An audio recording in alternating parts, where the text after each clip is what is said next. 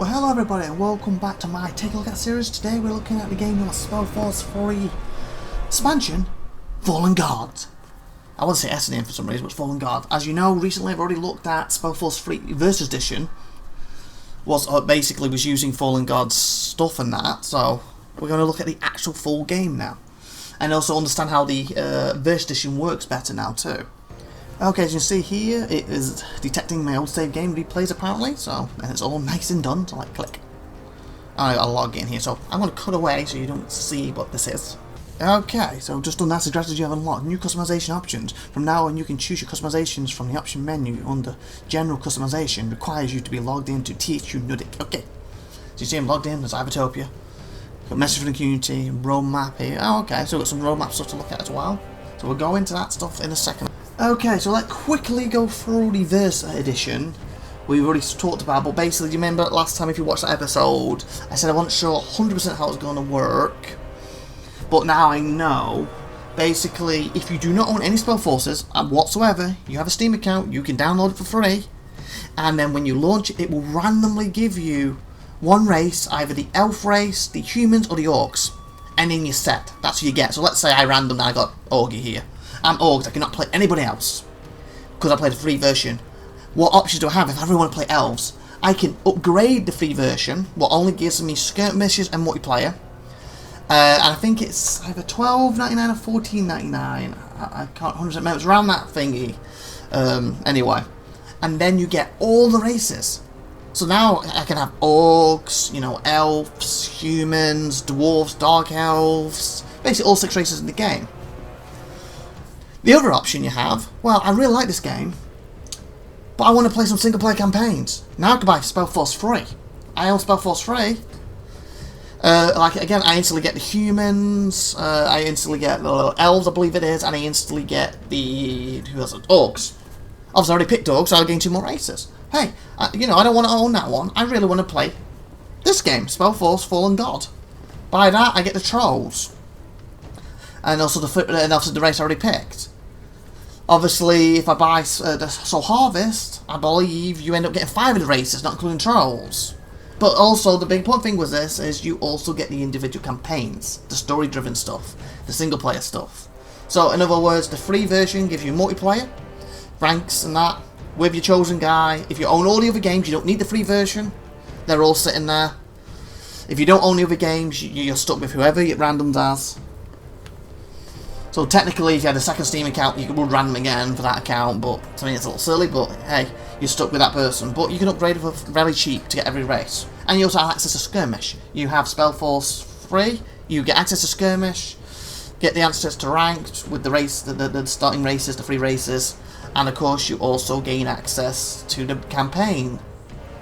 And again, like I said, SpellForce Soul Harvest, you get access basically to their campaign, not SpellForce 3's campaign. What obviously SpellForce is about 20 hours, and then of course if you also buy this version, or this version on its own, you get access to the trolls and their campaign. But obviously if you buy all 3, you get all 6 of them. And at that point, if you own all 3 SpellForce 3s, you don't even have to touch the verse mode, you don't need to upgrade, that means nothing to you.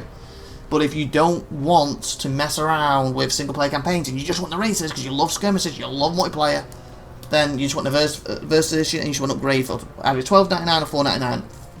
Sorry, restate that. $12.99 or $14.99. I said 4 by mistake. It's one or the other. I'm not sure off my head. Okay, let's go in this quick. Message to the community. We at Grimlore Games want to say a heartfelt thank you to our community. Appreciate all the time you invested in providing excellent feedback, giving us ideas, and of course playing the SpellForce 3 games. So stay tuned. I was going to say chew for some reason. Stay in chew. So stay tuned for more updates. We are closely monitoring feedback to improve the game and adjust the balance even further. So keep it coming. We hope you enjoy the Trolls, Fallen God, and the ranked mode a lot. If I haven't stated already, I believe this is about 20 hours of gameplay too. Gameplay as in the campaign, just like the last expansion, if I'm not mistaken. Obviously, it's focused on Trolls, quite obviously. Your Grimlore Games team. Caramba, I can't get my words out. Round map. Okay, team matchmaking. Overall, Fallen God was launched with 1v1 matchmaking and ranked play. We are still working on team matchmaking. We will patch it in shortly after Fallen God's release. Okay, so as recording this video, on the 6th of November 2020. We don't have, as it states here, obviously it's coming soon, so they're going to have matchmaking added. Team matchmaking, you know, we have 1v1 matchmaking. So if you want to get there with your partner and team up, ain't got it right now, but if you want to get in there one-on-one, you've got it. Additional game modes, worked on exciting additional game modes that need a little bit more polish. Ooh, that's interesting. Reworked SpellForce 3 main game. We have already put a lot of time in the rework on the main game campaign. Speaking of the main campaign, I'm actually just put it back on my channel. Some old episodes that have never been on my channel before. I did early in the year before I swapped to my new system onto my channel. I believe it's going to be 12 episodes of the old stuff, and then I plan to do at least 13 new, probably next week, or 14 or 15 maybe, in the next week, if I can fit them in to go on the end of that. It'd be nice to complete the bloody campaign before they obviously rework it, but we'll see.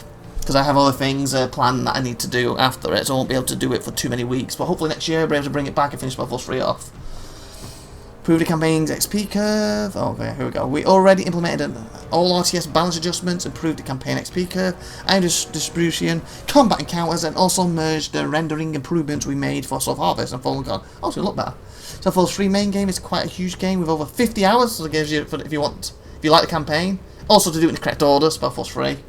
50 hours of gameplay there for you people.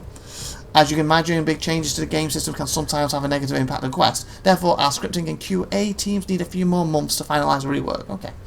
Continuous balance patch for the PvP multiplayer. We'll continue to tweak the balance. So of course, that rework's coming. Continue to... I lost my spot. To tweak the balance adjustments for a long time after a launch of Fallen God, when we have analysed all metadata, and we're going to gather from the thousands of multiplayer matches and based on feedback we're going to get from the community. Okay. And remember as well, the free version, if you download to try, you're really only getting access to the RTS section. There's still some RPG things in it, but if you get the actual SpellForce 3 Soul Harvest, this version, there's a lot more RPG moments in it. Or at least there should be in this version. I've not played this one yet. There should be. Because the original SpellForce 3 has it, SpellForce 1, 2, and those expansions.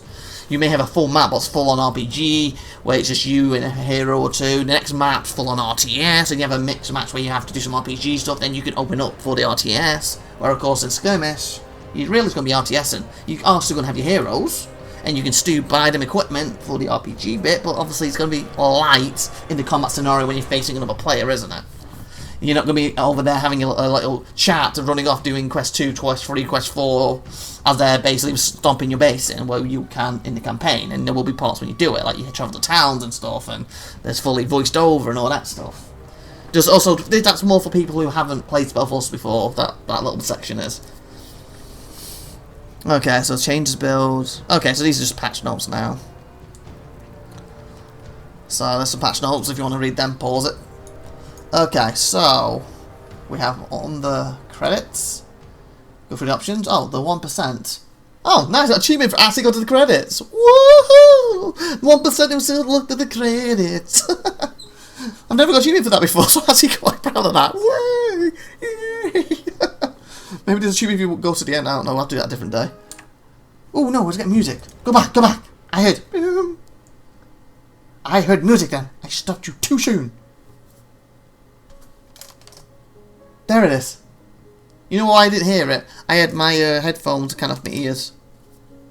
And it was at the part that came up and that's what I caught. Okay, nice. Okay. Okay, so now we also have mods. Well, as you can see, a SpellForce base game, because I own it, so it's already there. Soul Harvest, I already own it, so it's already there. Fallen God, of course. Old Hyena. Hyena, I'm butchering that name.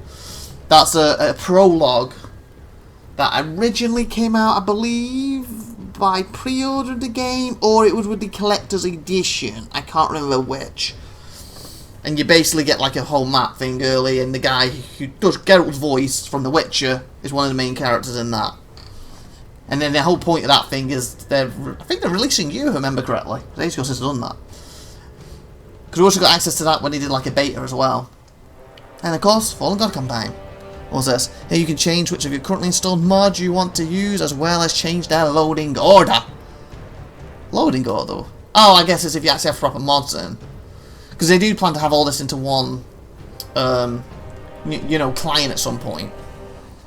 So the mods are main negatively patched. Yeah, okay.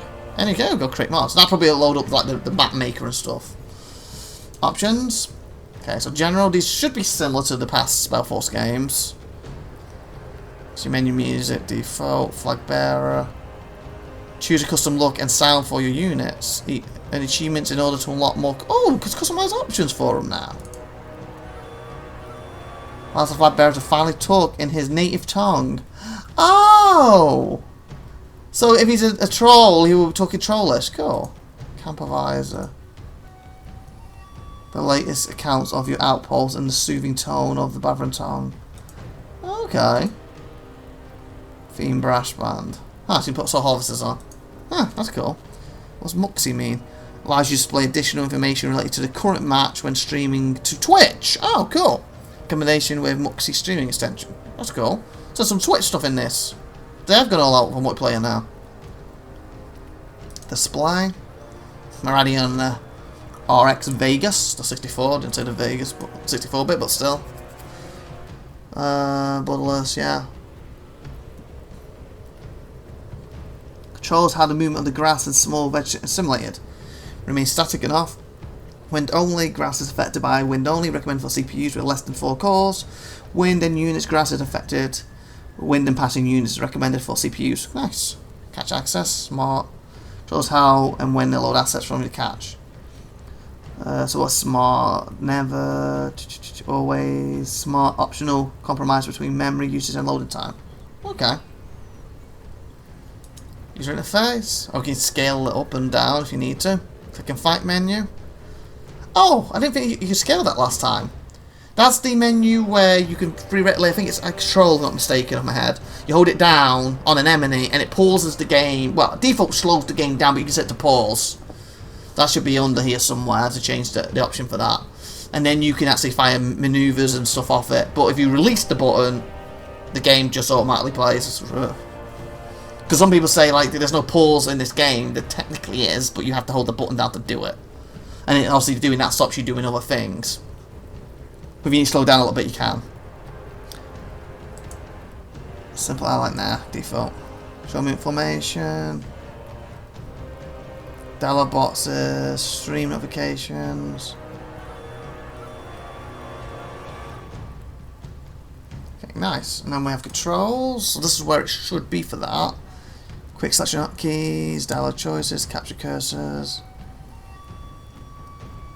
Allow alternate thought whenever to allow the game to quit instantly. So if you wanted to hit Alt and F4 to quit, you can. Or you can turn it off, so you can't do that mistake.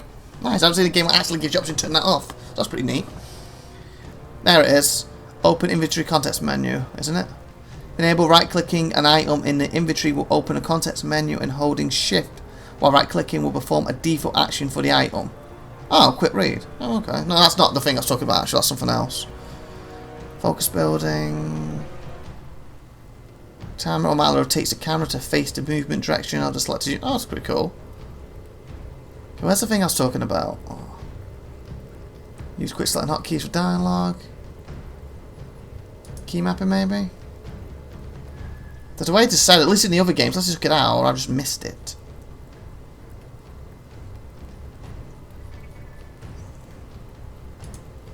Sound. Let's turn them down a bit. It's a little loud.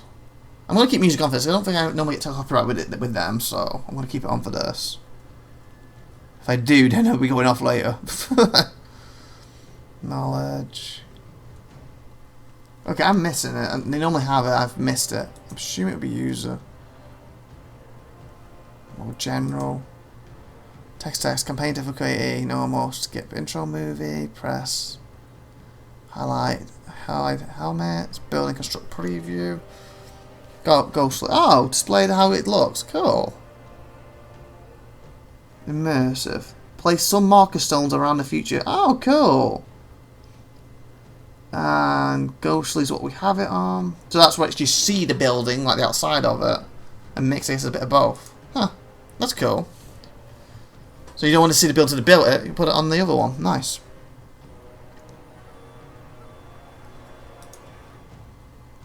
Filtering. Deal with okay, where I'm grass simulation. What's this? Rain ripple effect. Determines whatever raindrops should cause ripples on water surfaces, medium impact on performance, low impact on visual quality. Oh, I've got it off. Turn it on. Why did I have that off? What's that at the bottom? Oh, required game restart. 10 frames, okay.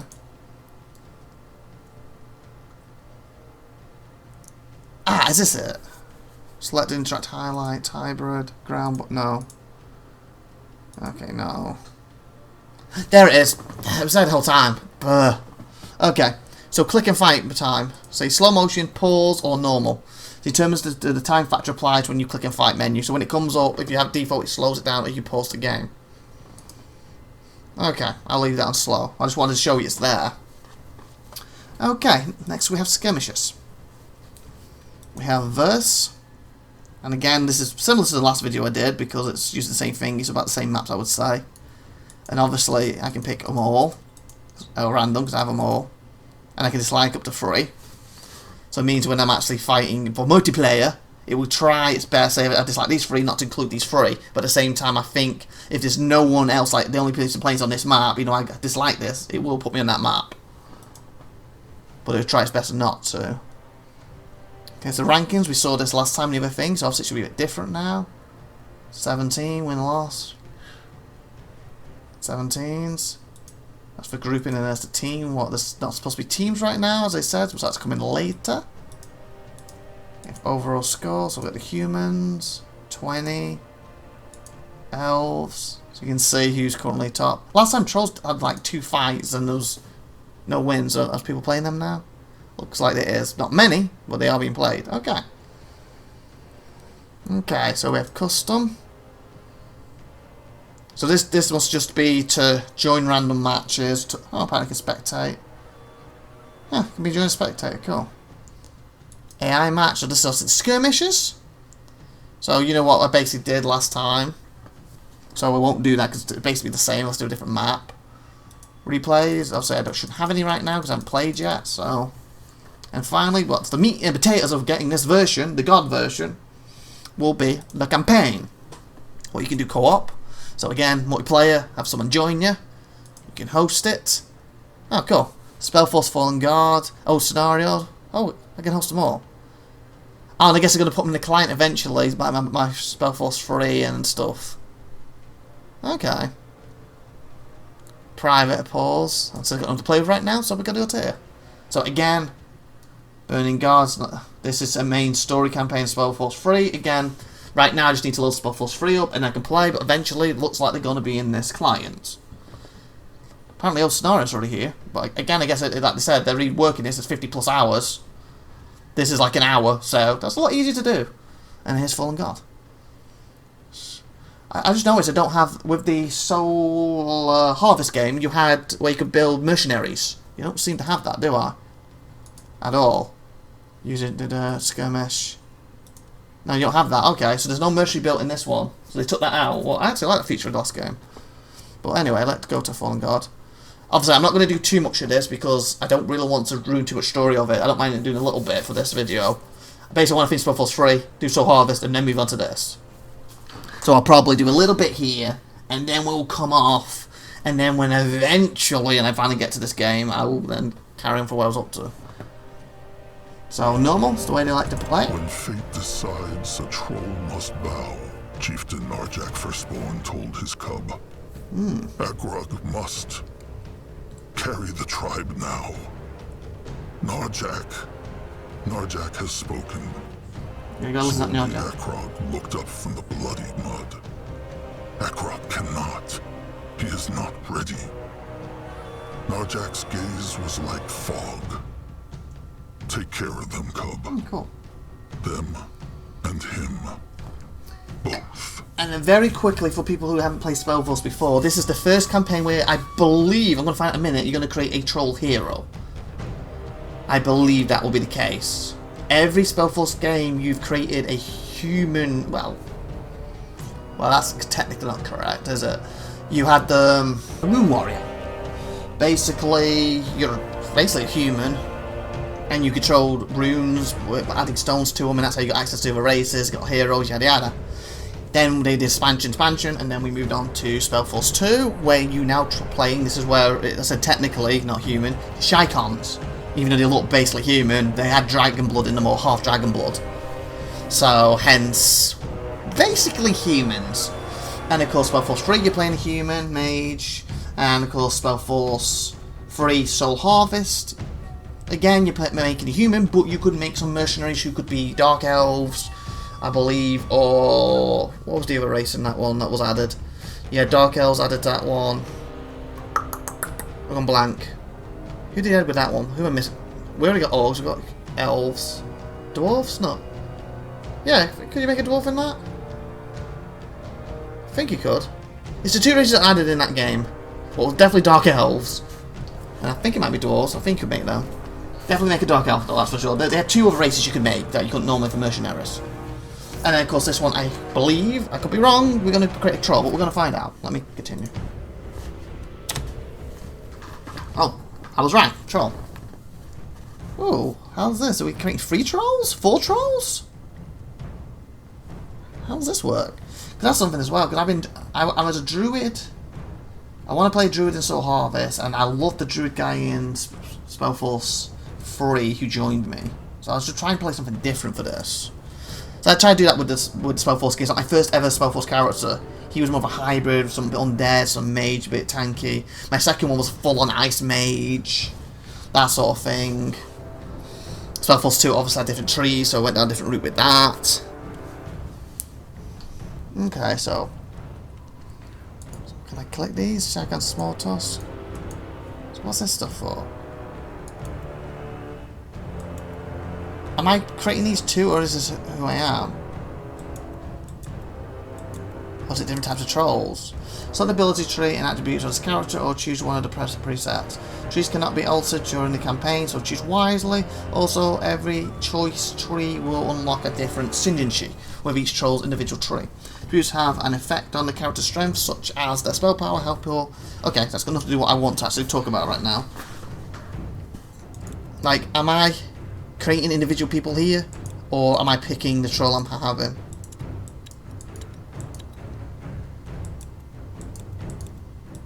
Okay, pictures don't change.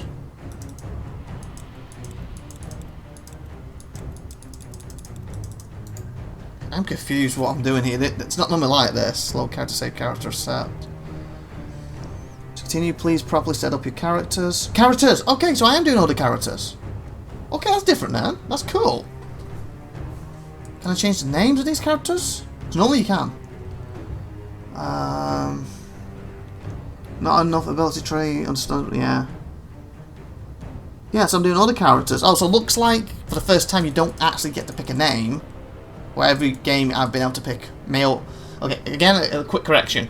Every game I get to pick male or female, with the exception of the standalone expansion pack that the company that runs the game now originally worked on, because the company that originally had SpellForce, so I think SpellForce 1, 2 expansion, SpellForce 2, main expansion. The next expansion, they went out of business with 98% of it complete. So, and that's the only game where they only had males and you couldn't pick a female. And when they took over, they just had to fix it, get it out, and then they could start working on their own stuff. So that was basically THQ Nordic at the time who took over. Other than that, every one you could be male or female. Apparently with this one we have to be trolls, but then again, what's the story of the troll? I'm trying to think back, did they have female trolls in it? Trolls may just be ones. Okay, they may not even be male, you know, what we usually think, they may be unisex, so this may be a male dash female. Or in their lore, the females aren't part of the wars or something. So I don't actually remember female trolls walking around from the old SpellForce games. I never thought about it, but there might not be any. Okay, so let's do them individually then. So it looks like we are, so I can't change the picture. Looks like I can't change the name in any shape or form. So that's the only real disappointing thing, I can't change the name. But then again, I was trying to think, like, what's my troll name going to be? Bloody hell, I've got nothing like this, would I? So I have 4 bodies. Are they all the same bodies, by the way? So what's 4? 4's giving me that whiteness. Not really, they're still different. Okay. So yeah, let's customize him a little bit.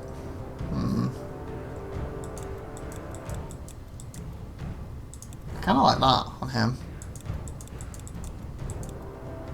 Oh my god, we got 10 heads.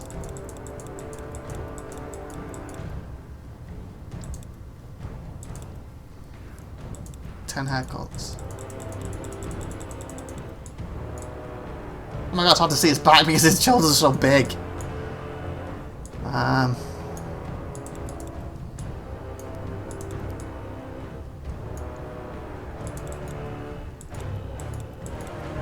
kind of feel they'll be easier to see the hairs.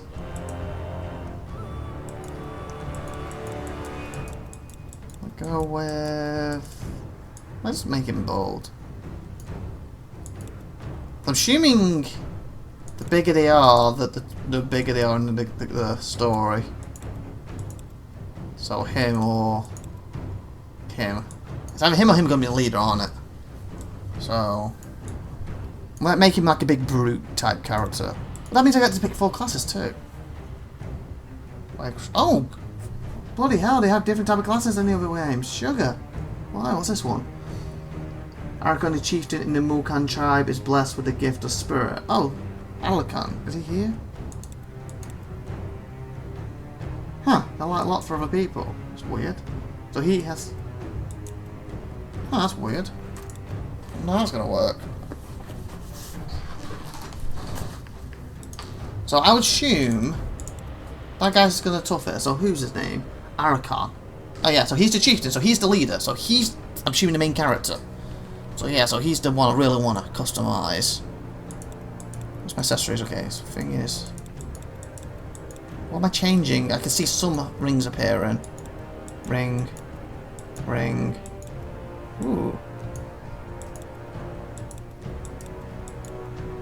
I kind of feel it should zoom in when I'm doing this. Like, what them changing? Something back?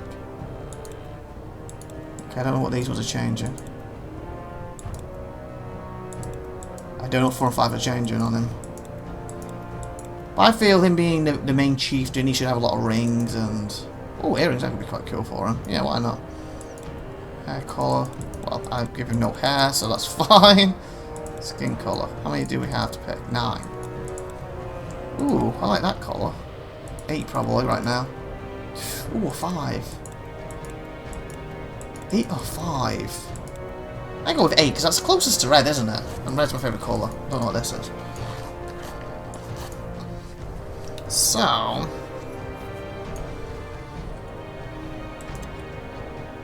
does he automatically have this or something?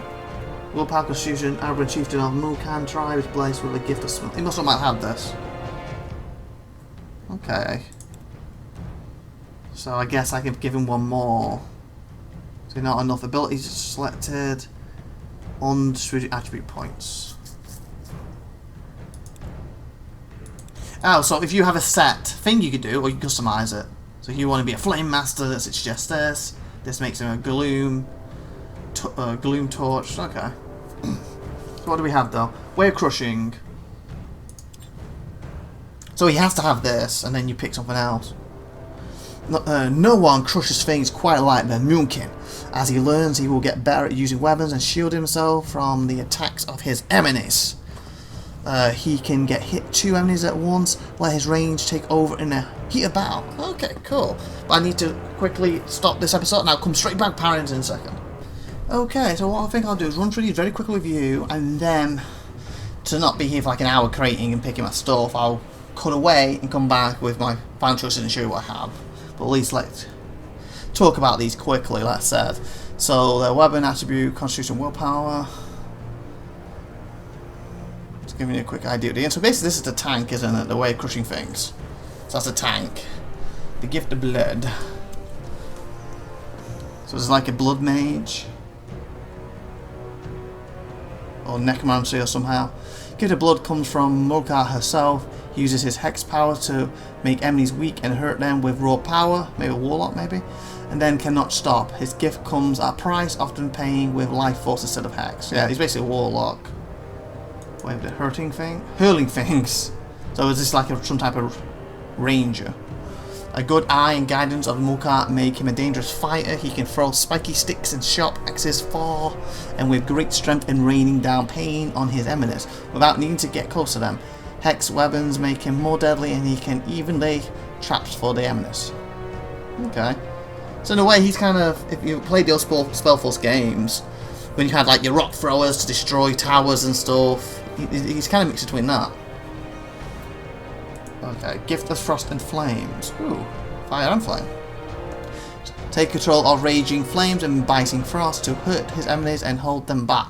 They are right beside him or far away. The Gift of Flames causes destruction, while the Gift of Frost can help keep him safe. Okay, so I'll have a look at things.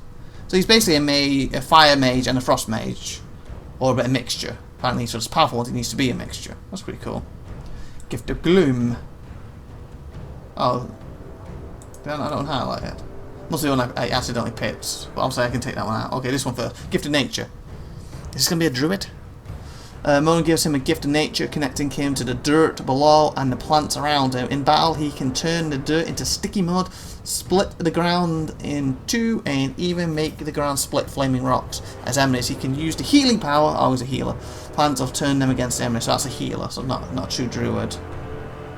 Okay, gift of Gloom. Mugwai gives him the Gift of Gloom, makes dead creatures come. Oh, necromancy. Comes back to life and fight beside him. Use dark hex power to weaken his enemies and make them worse at fighting. And finally, he has that. The chieftain of Mulkan tribe is blessed with the Gift of Spirits, with the power of seeing and calling spirits to help Arkan lead and inspire his tribe. When danger surrounds them, Arkan can rally the tribe members or quickly get them to safety. So that's kind of the opposite to that, but at the same time, I guess if you went both of them, you'd get a lot of not supposed to say plants, a lot of non-player character creatures, you know, like his own little mini army. Like, just very quickly before I pull away and pick, see if they've got anything different. So, okay, there are the pictures. Obviously, nothing changed there, did you? Okay, what was this? The Way of the Moonblood and the Fate of the Blood. Okay, so that they're different. Nogan brother of Arkansas is the brother, and the Great Hope. So apparently you can't pick his, he has to have these. The Great Hope of the Moonkin tribe is blessed with huge strength. He smashes things that get in his way and turns his anger into power, and even picks up junk that he can throw at his enemies. Okay, and he also has the Fate of the Moon Blood. Holy fudge. That's a different type of trait. Nogan learns from Big Blood, Arka, and other kin around him, shaping his thoughts towards others, tribe and himself. Huh. So is that going to be some kind of, you know, what do you think of this guy? I think, no, let's say it like this guy. I want to kill somebody, and then you go to him. Where is he gone? Lost dude. Gone to him, and you say, do you agree with this? Or not? And if you agree, do you stop him and stuff like that? So if you say stop him, then he becomes like, oh, he's passive, or he's, you know, caring, and it unlocks something here. Where if you go, no, kill him too, then he's aggressive and unlocks something here. And it's going to shape not only his character but the story. Oh, that sounds cool. I like the sound of that. So is everything else the same? Yeah, I'll say the others have nothing else different. Like here's the Gift of Spirits. Where the worm. Oh, okay, this is unique. Where the Worm Eater. So I can trust the one of Arkan, but unloved by the rest of the tribe, is small, smart, and gifted with the knowledge of using herbs and liquids. The sneaky, clever Worm Eater even calls on Chivalclaws to fight his empty. Oh, cool. What else? So they've all got a unique thing here, it seems, the way the Eldar. Garunwa, Shaman of the Moonarch tribe, has been blessed with the great hex power of the goddess. Mokan, his totem heals, and his friends all hurt the enemies, and he and the tribe help each other out. Grimlore is also only one in the tribe who can read.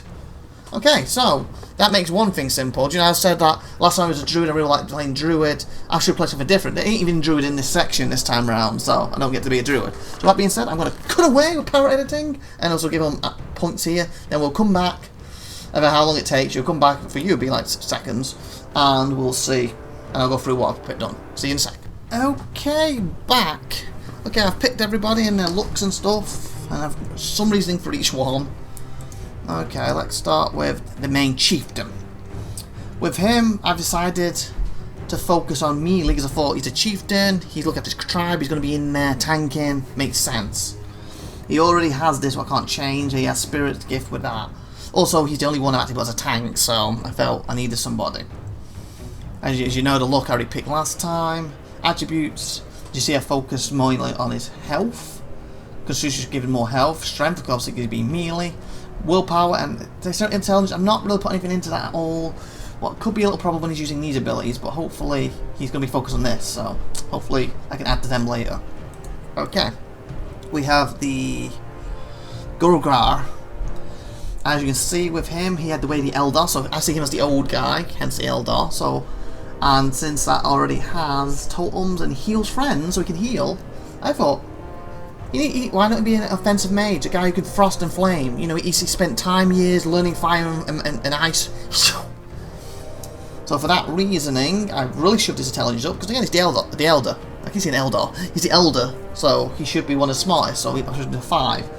His health's not bad, and I really shoved his willpower up, because willpower is very important to that. Obviously, I don't have a weather attribute, so willpower all the way, and here, willpower again.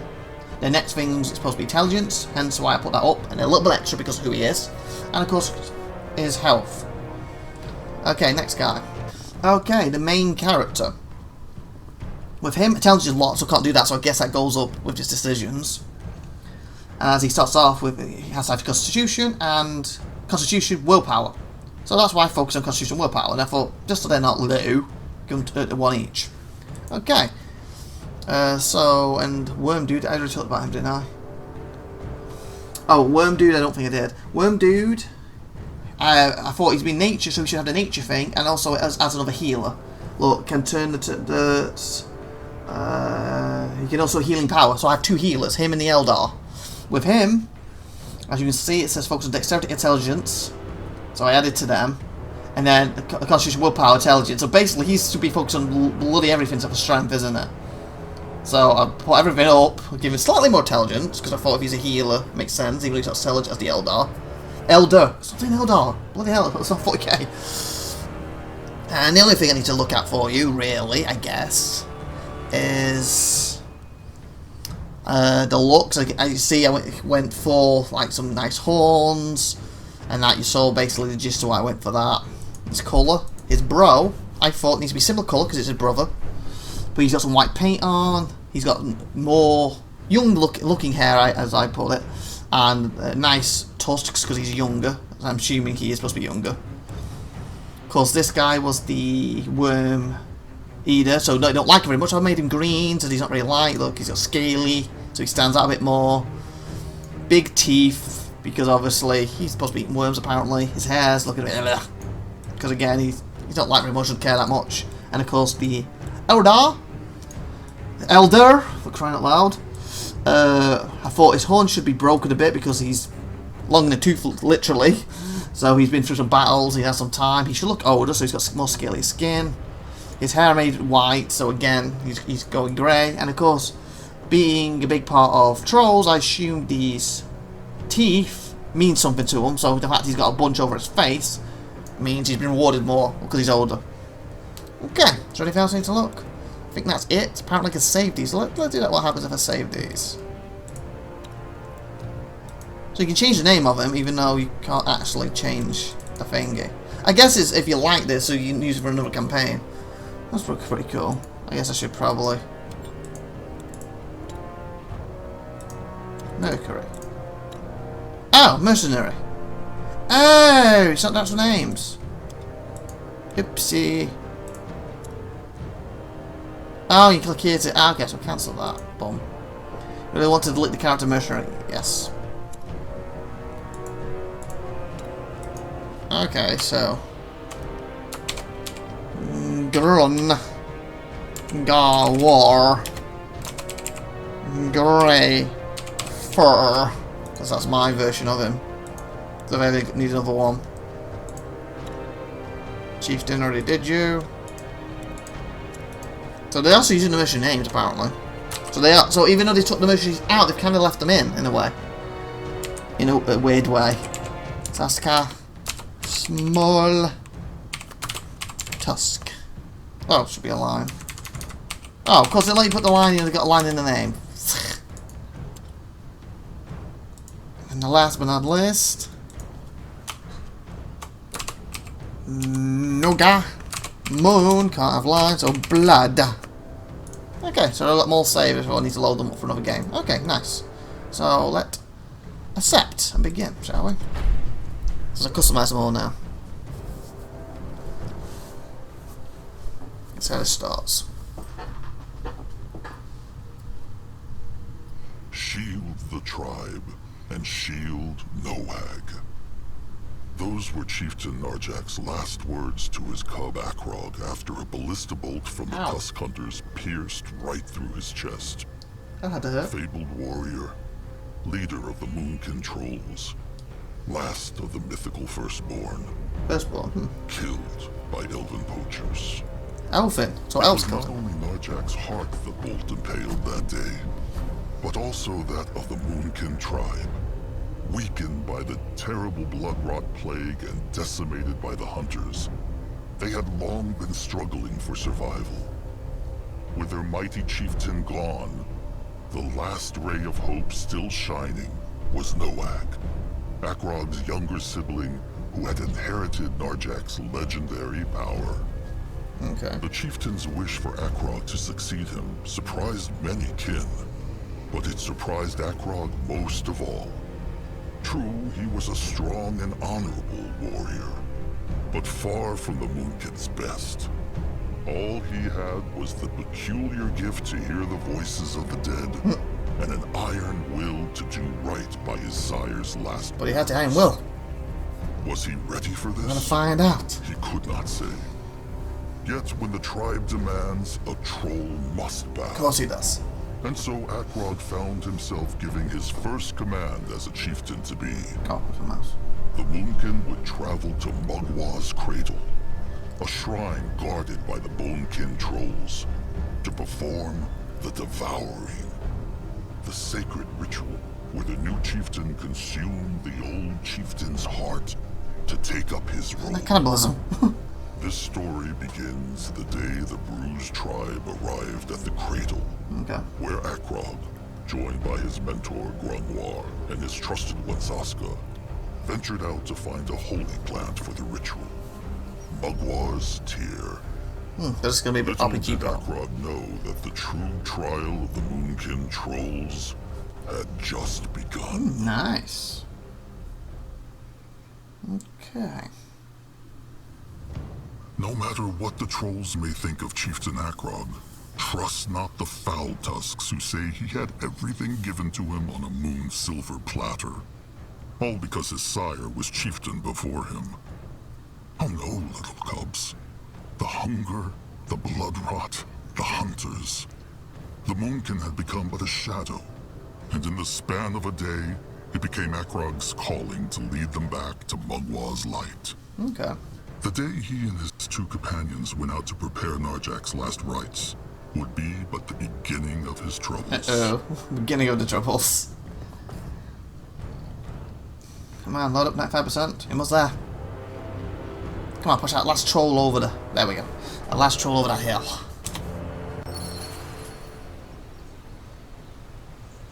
I do think this is one of the best looking RTSs out there, though. Graphic wise, for RTS games, I don't think there's much out there that beats this for graphic wise.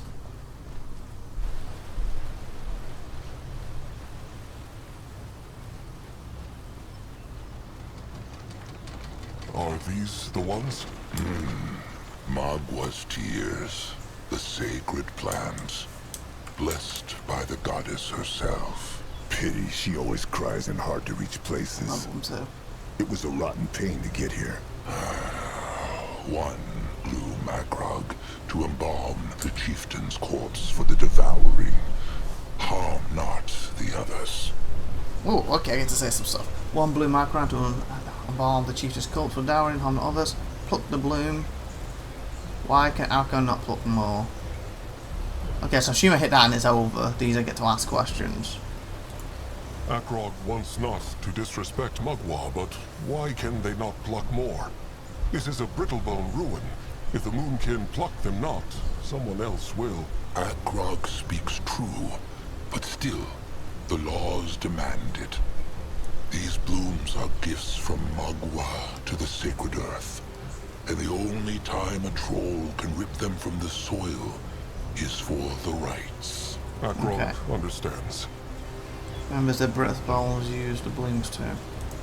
Akrog remembers hearing that the brittle bones use these blooms too, no? The sharp-eared ones. The elves, it is true.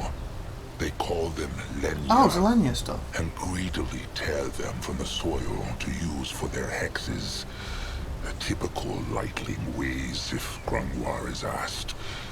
They think themselves so much holier than the dark races. But in the end, all they do is take, and take. Guess that's our opinion for it. I didn't realise there's the Lenya stuff. So what are they called? The elves, true, called Lenya. Pluck the blooms, they call it the bloom, okay. The bloom is so powerful, perhaps they could help with the blood rot. Akrog has a question. If the blooms are so powerful, perhaps they could help with the blood rot. Surely Magua would understand. Akrog's sire said the same thing. He said that? When? Oh, hundreds of moons ago. Back when the blood rot first showed. Akrog was still a little cub and little Moonblood was not yet born. The eyes picked 3 blooms, and Shepherd Crumb brewed a potion from them. But it helped not. In truth, it only made the trolls that drank it worse. Worse. The hex power of the blooms is too strong, even for a troll's flesh. Look at them. All right. And it is done. The bloom has been plucked. Back to the cradle then. Before the big little oaf Noag goes mad with worry, thinking they tumbled off a cliff. They shouldn't have taken Nog with them. Akrog still thinks they should have taken Noag with them. It would have helped his dark thoughts. Noag's gloom is the reason it would have been unwise to take him. Give him time to mourn. As the moon blood, and soon the same blood of the chieftain, he knows there will be little of that in the moons to come. Okay. Grimlore Yeah, he speaks the truth, he's definitely. So let them march back. Let them march back. They have lost too much time already. Wait, before they leave, Grimlore, well, Grimlore has an unusual Yeah, what's wish. unusual? He would like to pluck a bloom for himself. What for? The devouring? No, it is... The Moonkin have been running for so long, Chieftain. Grimlore dreams that one day they will find a true home somewhere. A tribe camp to last, so to speak. Gurren can pick it. That is a fool's dream. As long as the trolls are haunted, they cannot rest. Which is the same. Morgan's tears to do with this. What have Mugwa's tears to do with this? Well, it may sound foolish, but Grimlore would like to hold on to that bloom and then plant it in the Moonkin's future tribe camp. Oh, okay. Like a totem of hope to show how far the Moonkin have come. But the choice lies with Akrog. After all, it is against Magwa's laws. So that seems good. I like that even against the law. Morgan should respect Morgan's law. Gurren can pick it. Why is Gurren asking for Arkan's blessing? Arkan is not chieftain yet. Why is Grimlore asking for Akrog's blessing? Akrog is not chieftain yet. Yet, by the next sun-up, he will be. Believes Grunton truly that this tribe camp will ever exist? Can the bloom survive that long? Can the bloom survive that long? It can. Forget not, Akrog. These are no normal blooms, but ones that brim with Magwa's hex power. Grimlore will need to take good care of it, of course. Believes Grimlore truly that this tribe camp will ever exist? To speak the truth, he knows not. But to use Chieftain Nargic's words, when a troll must choose between hope and fear, why choose the latter? There's a symbol for So them. he can be prepared. One can prepare for the worst, while still hope for the best. Fear only darkens the mind. To respect Moore's law, Grogu can pick. Yeah. Fine. Grungwar can pick it. Grungwar thanks the chieftain. He... There, old fur. His precious little bloom. Zoska should not have done that. What do you do? The blooms are sacred. Well, Zaska just did. And he still Oh, he stands put one here, too. looking as good as ever. Now, how about they leave this place? Fine. Back to the cradle, then. Grungwar is here. Okay, so it tell me how to play now. Select units with left mouse to move around, interact with the environment, or non-play characters using right mouse button. Order them to attack everything in their chosen path by holding control and RM. Ah, so control. Don't worry if you lose track of your heroes in the heat of battle. Simply press that button to highlight them. Press it again to untoggle. Okay, let's save it here. As we just started, it's the first time we could really save.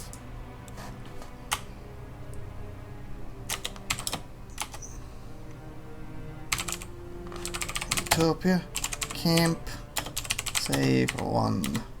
Oh, that's one thing I don't like with things. You can't put spaces in your words in it.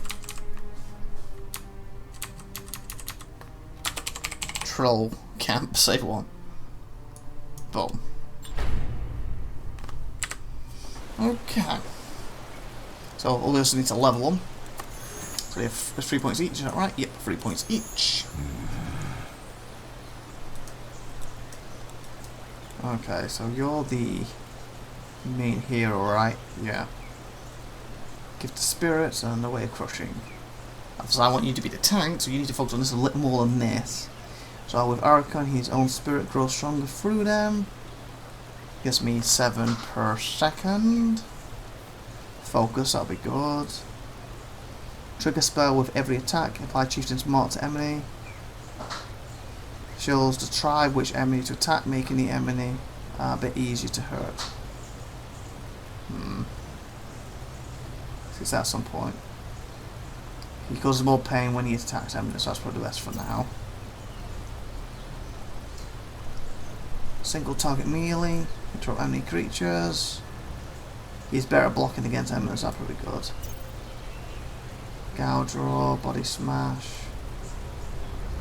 Self-target an area of effect, single, that's probably good for now. Don't have anything here to add, nope. There we go. Since I want more melee focused. At his service. You're my Eldar. So I want you to be able to heal as your priority, then have some offensive spells. So healing should be down here. Life is probably that. Pulls down a totem filled with Moroccan hex power, the totem slowly heals, Garrod's neck, yes. Lightning totem. Flaming, so that helps the fire. Goron has learned much from his battles. Placing totem on the ground needs less hex power than before. Any more heals it door than this? Madhead. Paramogar is strong. He can do more hexes than others. Ooh. So can you put multiple of that? Or does more hexes mean, say this is a life hex, he has this hex, that's 2. So without that you can only put this and not that, but with that you can put them both, or does that mean you could literally put 2 of these down? Don't know. Learn much about hexes, so all of them are better.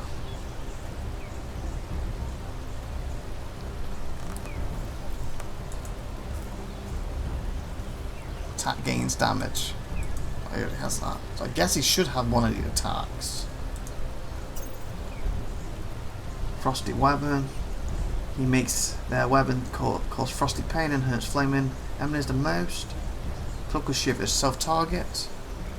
Puts himself in a cloak of frost, nothing can hurt him, but he cannot do anything either. If he is blessed with power nearby, enemies get slower. Okay, so basically he just stands there if he's about to die and they can't touch him, but it's useless for anyone else. Flame to hurt an enemy. If the enemy is oily, the enemy will go on fire. is blessed with power. The hex knocks enemies off the feet. Okay. There. So now he should have a heal attack and a fire. And Can a troll not rest for a moment? you were the one I also want with the healing, so you need to have heal too. Sticky. Nature. The hex brings back wood in the area where it casts. Oh, cool! You can get wood back, so we're using it. That'd be good. Like unlimited wood. Healing hex. So stuff. Bigger pockets. I guess pockets will carry many ingredients. By the dead, he harvests corpses. It's for ingredients if he has room to carry them. Ooh, cannot do this during battle. Healing paste. Ooh, his paste there too. Here's more healing. Takes care of his tribe. He can smash paste to heal himself or kin. Far without being seen. Ooh. Okay, he sounds like the best for healing.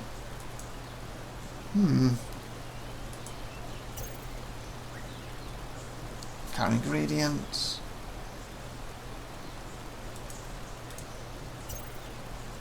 Healing hex. Kinda want to get all three of these with him. I guess the healing hex for now. And hopefully go down these with him later. Nice. So he uses a big stick. What here? Shimmery. What is needed He of uses you? a chamois stick. Makes sense. Ready for action. Akrog is And he's listening. got two big. Yeah, makes sense. Okay, cool. What can he? Let's just go with the save for that. Boom, boom, boom, boom, boom, boom. Don't have to mess around if it's going to be dying doing their abilities again. do for the tribe? Do I do little things? They changed this thingy a bit. It's down here, isn't it? Toggle hero. Nope. That's the one. Toggle follow camera. Add to scheme. Then the camera follows them. So it's better for the RPG element. Move the camera with arrow keys or by moving the mouse to the edge of the screen. Rotate the camera by pressing Control and middle mouse button and moving the mouse around. Zoom in and out by scrolling. Okay, reset, yeah. Oh, no, so that thing is... There it is, Alt. So I've got some slow-mo. As you see when I do it, they slow down. Oh, you can do it anywhere now. Before, I think you had to do it specifically on the people. Obviously, if you change that to pause, that will pause the game. So you can pick stuff. That man's plan from the start. What was that? Is trusted one all right? He is. What the fudge was that? He is on his way. Closed. Maybe that big stick will help. Interact with surround and clicking objects, yeah. Let Grimlore take And it is open. Strange. Maybe Zaramak could learn a thing or two from these ruins. Brittle bone craftsmanship never brings anything good. Why not? Well, saying like the graphic wise, for RTS, it's awesome. This way?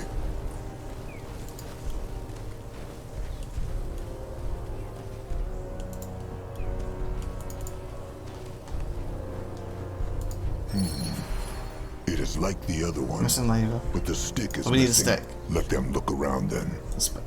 Maybe they can mend it somehow. This works not. So we gotta find a stick.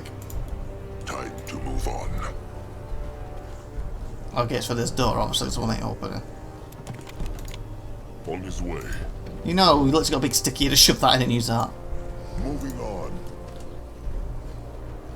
Probably in this chest. Okay, did I miss clicky? What on earth There. is this? That should work. You find some items, they are many. What's that? First steps, okay. There are many different kinds of items. Some are equipment for your hero, some are books and letters, while others have special purposes. You can check them in your inventory. Voila. You crabby. Grimlore will go there.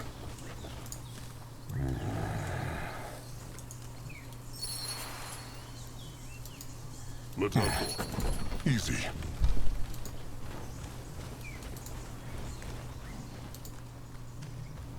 As it goes still, so if we die, we come back alive. This looks interesting. Stone. You found your first Godstone. Godstones are magical anchor points that allow you to revive dead heroes. Also, they can be used to traverse the map by establishing teleportation portals between two Godstones you control. Natural Godstones are claimed automatically once your hero enters the vicinity. Let Grimlore take a closer look.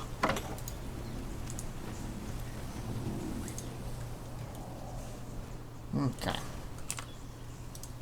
Acrog is ready. Grimlore is ready.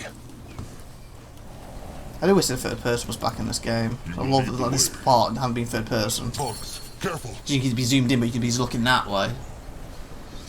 Unlocking the improvement. Done that. Abilities cost ability points. Whenever your party level increases, characters gain new ability points. These points can be used in the ability tree window default key K. Simply click on the desired ability and apply your changes. Some abilities can only be unlocked after certain requirements have been met, such as specific party level or unlock required abilities beforehand. Okay. Basically nothing new right now. Oh, so the fact. He might be old, but his tasks are still sharp. There we go.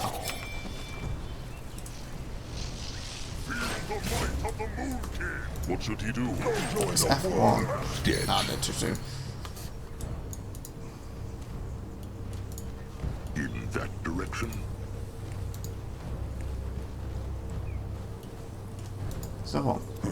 What is that? Never goes down. Moving now. Interesting. The Moonkin cannot go through Why? here. I could climb over that. But there is a hex stone. If they can kindle the... There they are. Trusted one, Nurbok One Eye. What is he doing here? Looking for them. The Fat Bonekin chieftain was getting worried. Tears were harder to find than they thought. Cub Akrog, Nurbok will tell him one more time. The Moonkin should break off the devouring and move on. If they stay in this clearing for too long, the hunters will come for them. Nurbok, they talked about this. The chieftain must be devoured, so Mugwa can pass on his power to the chosen chieftain. Narjok would want... What Narjok would want is for the tribe to survive. But Nurbok has said his piece. It is clear the tribe would rather listen to a fresh-tusked cubling who hears voices in the wind. My point is, oh bloody hell, what's to say? Is Naka done? Naka will not disrespect Urka. Sire Naka was the last firstborn. He deserves to leave this world with honor. Naka really believes they are in danger. The eyes have not seen hunters for 6 sundowns now. Nurbok really believes they are in danger? The tribe is always in danger, and they will never be safe. Not as long as the Tusk Hunters are out there. Not as long as the Bloodrot takes warrior after warrior and kills their cubs before they are born. Not as long as there is never enough to eat. Wow. A true ray of Yeah, I was going to say something like that. No one asked for Small Tusk's opinion. Wow. It's not to be chieftain, Naka chose him. Nurbok knows that Akrog wanted not to be chieftain. His sire, Narjak, chose this. In his dying moments, with a big whittlebone throwing spike through his chest, he either chose Akrog because dying made him confused, or simply because Akrog was his cub. Nurbok knows not what is more pathetic. Nurbok, it was the chieftain's word. That makes it no less wrong. Darkon's sire, if anyone knows what he would have wanted, it is Arkon. Narjak was Akrog's sire. If anyone knows what he would have wanted, it is Akrog. What? Has Akrog become a lightling now, where blood ties matter more than one's tribe? It is true, Akrog is Narjak's cub, but that makes him no closer to Narjak than any other kin. Nurbok speaks true, Akrog. He may be Narjak's cub and feel a strong bond to him, but a cub belongs to the tribe, regardless of his sire. That is what Mugwa's laws demand. There. Listen to Grimlore. Are you the one who asked me to pluck it earlier? Against Mugwood's laws. Just saying. He had no room to talk. Was the last firstborn, he deserves to leave this world with honor. Will not disrespect Archon. Sire Narjak was the last firstborn of the trolls, and the greatest chieftain The there ever greatest. was. He deserves to leave this world with honor. Zazka could not agree Okay. more. If everyone got what they deserved, every worker would have their own iron beak. Make no mistake, Nurbok treasured Narjak like he treasures Grimlore. But Narjak was a great chieftain because he put others first. Surely Akrog knows that, after what his sire did for Nurbok and Akrog both. Akrog knows, Nurbok. But what honor have the trolls left if they let these rotten, brittle bones crush even their most sacred traditions? Now, can Nurbok kindle the Hexstone? He can. Oh, and Zaska Smalltusk? What? Nurbok knows the Smalltusk has been scheming. He will keep an eye on You him. know what? Then how will he see where he is Nah. going? What was Nurbok talking about? About Zazka scheming? You conquer the sacred Godstone to create a teleportation portal between them to claim Godstone. Select one of them and press the Godstone. Travel the button in the building. Yeah, okay. Scheming makes it sound very bad. He will tell Trusted One Akrog after the devouring. Kin should not have secrets from each other, Zaska. And Grumlar would know all about that, no? I just noticed as well, the colours is for their moves. So blue's for him, orange is for him, green for him, and I guess the other guy are a different colour. What Okay, so can before he we do for teleport the over tribe? there, let's you do it this way. Boom. Just gonna see something else over here quick. Before we go over. I didn't miss anything. Ah, I did. This looks interesting. Want some more health and a weapon. So that should have been path or something. Not today. That way. I think we're done for over here now, haven't we? We need to go for the portal. He's like, I linked it and you walked off. Why? What is this?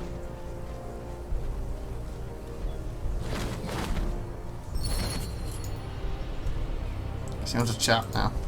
What on earth Let is Zaska get a proper look. What is Agrok waiting for? They need to bring the tears to the Bonekin. Crush that bear. Well, I would never accuse Zack of scheming. Why would Nurbok accuse Zazka of scheming? Ask him himself. The small tusk is standing right there. And he was about to say the same thing. Akrog, Zazka will tell him after the devouring. Now is not the time. Fine. Crush that bear. That bear. Nurbok crushed it? Nurbok crushed it, but it was already hurt when he came here. Maybe a bonekin hunter killed it then. Or a brittle bone. Anuk's eyes have scouted the jungle. They say there is no one in sight, either Brittlebone nor Greenskin. True. Well, it will be a good meal for the ill and wounded. Nurbok will take it back to the tribe. A wise idea. Best ask Crumb who needs it most. Akrog will leave now. Will Nurbok join the devouring? He will. But there is something else he has to look into first. Well, scheming. Sharp tusks and thick hide, then. He is going.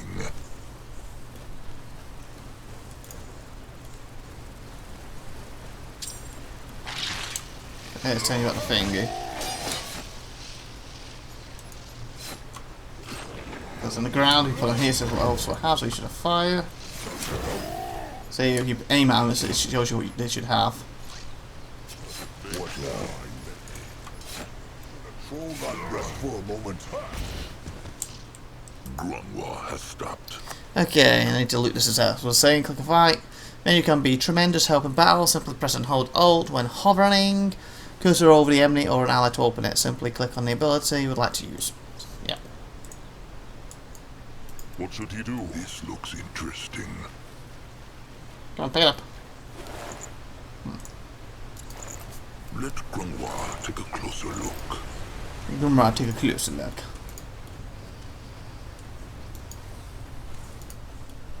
Birdies. Parrots, I think. Something about this jungle always makes Akrog's hide crawl. The blood drop in the cradle.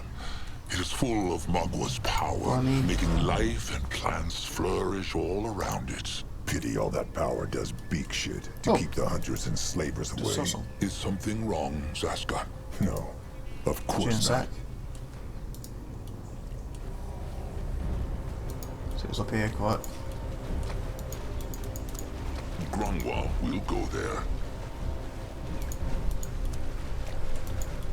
If he insists. Oh, maybe I should have. What's that guy first? I forgot to have done. Oops. I thought this was like an extra area and that would take me to the whatever the moon thing we're doing is. Time to move on. Interesting. Probably. Hello, you. Come on around. By the Holy Hide, if it is not chosen Chieftain Akrog Bone Crusher. Cabrax was about to ask the bones if something happened to them. Chieftain Cabrax, Magwa prays. It is true, finding the tears was harder than they thought. The Brittlebone ruin was swarming with bugs. I thought swarm, Good but for okay. the tears, bad for the many Brittlebone treasure hunters who search them.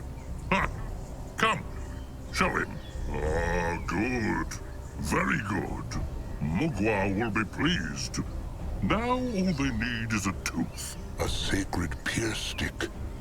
The Bonekin have none of their own. Oh, of course they do.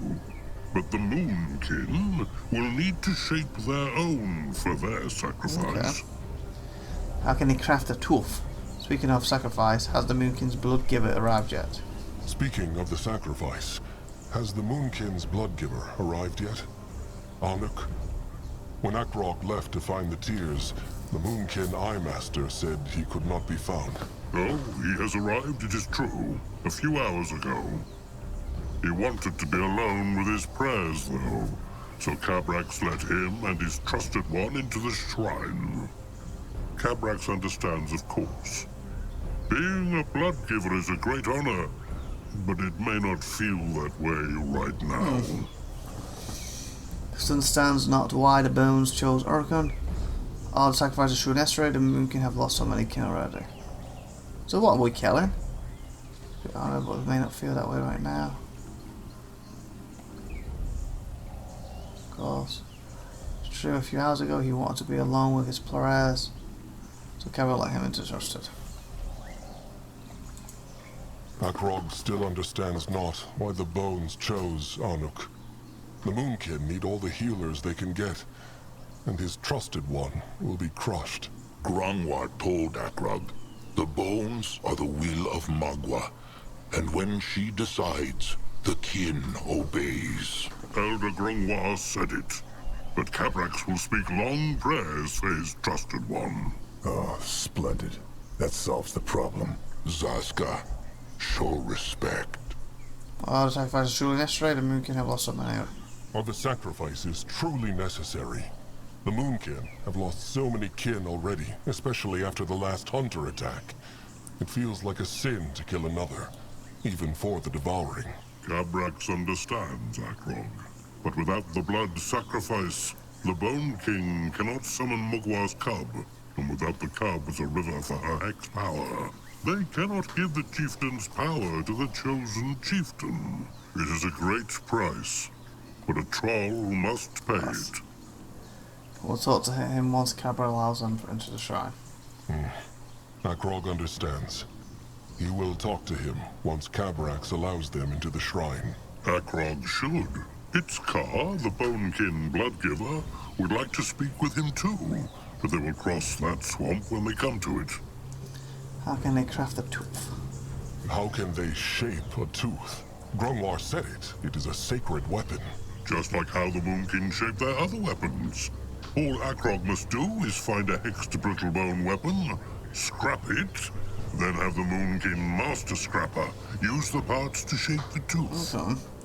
Can they not use Bulkin's tooth? The Moonkin have no time. Can they not use the Bonekin's tooth? The Moonkin have no time. No. If the Moonkin want the Bonekin to do the devouring, they must respect the tradition. All right. Akrog meant no disrespect.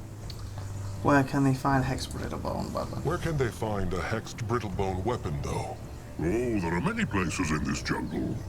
But Cabrax believes he heard the Moonkin's master scrapper, Zaramuk, speak of a brittlebone hideout up Probably north. past him. I'll come back to them afterwards, isn't it?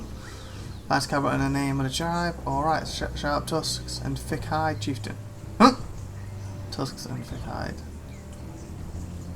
So that's being disrespectful. I guess he should be respectful. His name is Zeramak.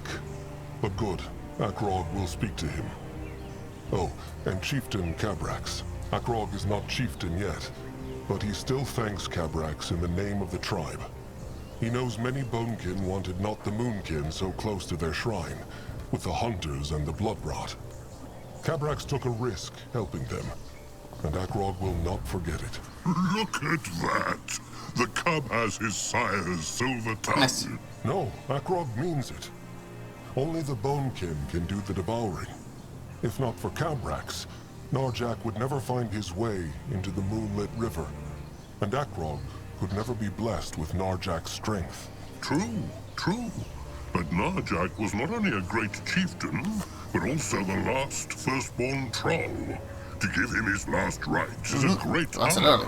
And as for the fool tusks afraid of catching the blood rot, what they need most is a fat fist to the face. They should know the rot cannot be passed from one troll to another, and be glad the Bonekin were mostly spared. Now off with Akrog. That tooth will not shape itself. So be it. Sharp tusks and thick hide, Chieftain Cabrax. What is needed of him? All right. To the tribe camp. To the camp. They should look for Noag too. Let them hope he has done nothing silly. They will. He is going. Okay, so that's where basically we were headed before. Ooh. He will lead the way. Nice. Main quest. Meet the Master Scrapper. Is that the thingy? My god.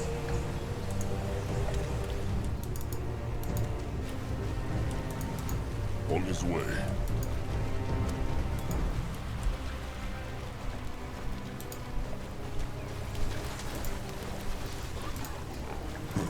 What is that? What is it that Warrior Narg needs? Well, he feel foolish What to was that? ask. Just Yeah. speak. Well, Tamer Julog, he say anything about Narg? Like what? Well, there is no good way to say it. Talag, Julog's trusted one. Narg there when hunters kill him. Talig. Akrog remembers. That was many moons ago, was it not? It is true, but Narg still remembers all too clearly. Talag fight like a true warrior, and Narg by his side. But then the hunters get too many, and Narg This is gonna stab him. Narg gets scared and run. He even hear Talag scream as the hunter untusk him and... Well, no matter. Narg want to ask Akrog if Julog would forgive him if he apologized for leaving Talag. Akrog has the gift of spirits, so he can know thoughts of the tribe, no? Ooh.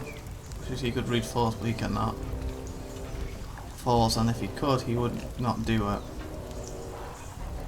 But he cannot. I'm sorry. Akrog cannot read thoughts. No? But he is blessed by Mugwa, and... All the gift of spirits does is make him sleep badly and hear voices in the wind. But sometimes he wishes he could read thoughts. It would make things easier. Especially now Yeah, that he is definitely. about to be chieftain. Narg should just tell Julog he is sorry after the devouring. Let Julog decide whether to forgive him or not. Nargsi. Akrog is right. He must ask and hope for the best. Sometimes that is all a troll can do. Narg speaks true. Now sharp tusks and thick hide. Akrog must prepare the devouring. Sharp tusks and thick hide. There must be there. Hi, bye, greeting. He is on his way. What on Urgath is What? Oh, chosen chieftain Elder Graver. Mugwa praise. Oh, look at that. Magua praise? Hello to Chulog too. Are the beaks well? Well, most are, but Zekiel and Urak starve. Crumb gave them some herbs against hunger, but they are still have no food. restless. How goes the devouring? The sooner the Moonkin can move on, the better. They are still preparing it. Sharp tusks and thick hide, Julog. Sharp tusks and thick hide. Must be them saying hi and bye. Oh, here we go, little piggies. You're not producing food. Cursed rot. Oh, look at them all lying around. Fudge. I can't zoom anymore. Well. Grorek. It is good to see him. Grorek. Oh, sorry. Chosen chieftain must excuse Grorek. No need to be excused. But how is Krasik? Is he showing signs of healing? That's from Not Mortal yet, Kombat. chosen All in chieftain. 6 arms. Krasik still has a fever, made worse by the blood rot. For now, the old fool slumbers. Curse on the blood rot. Is the sickness so serious? A curse on the blood rot. Hakrog thinks he has not seen Krasik sleep before. He looks so peaceful, no? He still farts as much as ever, though. Chumps. Grorek thinks that must be a good sign. Let us hope so. Is his sickness so serious? Grorek hopes not. Shepherd Crumb gave him some herbs to make him sleep. It is kind of Grorek to watch over Krasik. It is no trouble. He would do the same for Grorek. Probably. Krasik is fortunate to have Grorek here with him. Sharp tusks and thick hide. Grorek thanks the chosen chieftain.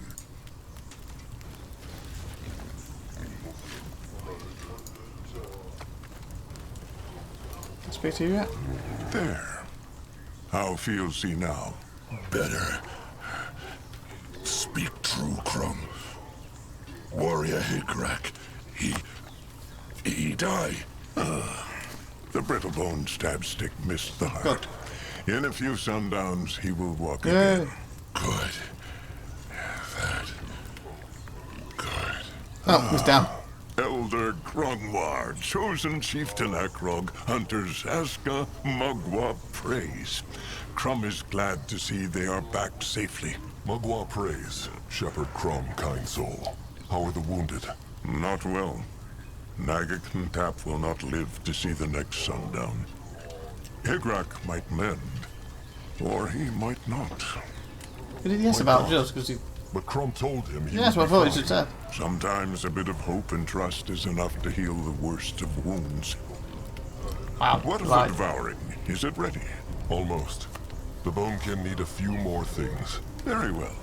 Let Crumb know if he can help. He's been looking for Nog.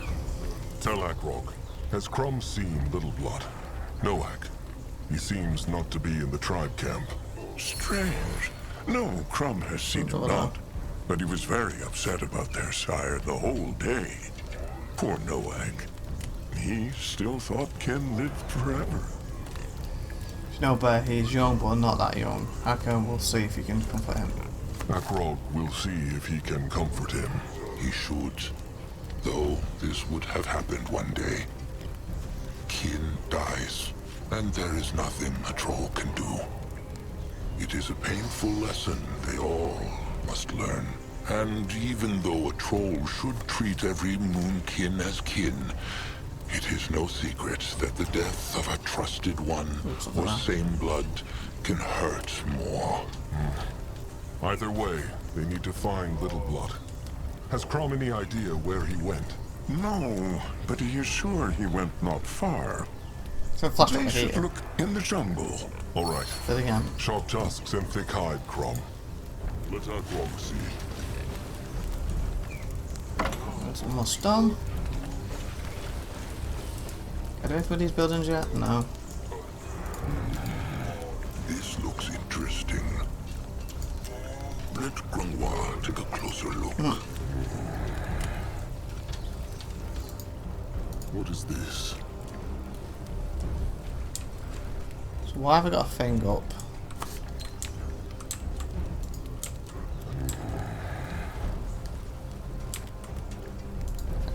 Interesting. Probably. That's what this got. Ah, Chieftain back. Good, good. What he need? I reckon it's not chieftain yet. Akrog is chosen chieftain, not chieftain. Not until the devouring has been done. Ah, chosen chieftain, chieftain, chosen chieftain, same thing. Zaramak no good with twisty words, so he call Akrog chieftain like Nardak now. Less header later. A fair choice. Oh, scrap stocks. How are the scrap stocks of the Moonkin? Have the scrappers found enough to make up for what the Moonkin lost during the attack? Zaramak can speak true? Always. Then, no, they not made up. Lost many scrappers that day. Nilak, Pengpek, Dookie. Terrible day for the Moonkin. Terrible day. Terrible day it was. But they trying. I, Master Anug, say their brittle-boned battlefield up right from cradle. They have many scrap. Maybe Zaska can help. He is small and has good eyes. Maybe he can find some. No Zaska. Scrappers enough. All right. So you can do that, but I gotta teach him that. Akrog needs Zaramak to shape something. To crush things. What he need? Okay. So this is the crafting stuff. Don't think I got to see this in the free version. And I don't think we've had this before, or at least with the, obviously the trolls, obviously. Any items that are useless to you or your tribe can be dismantled by Zamark. Dismantling items will give you a certain amount of following results: blade, plates. Oh yeah, but I can't speak. Okay, here we go. Shaping essence, hex essence, and strong magic essence. These resources can then be used to craft items more fit for trolls, depending on the type of item. Different resources are required. Okay. So I have to touch them to get this to come up, do I? For high guard.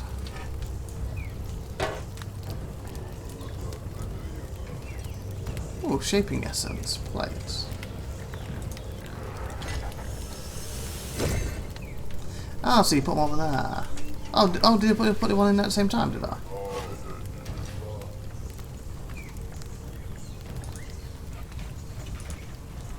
Oh, and this is what these use. Okay, so if anything uses just it and that, I can make something.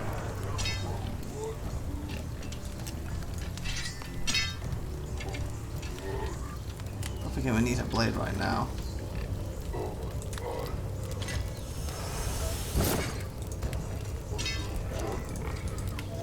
Usable.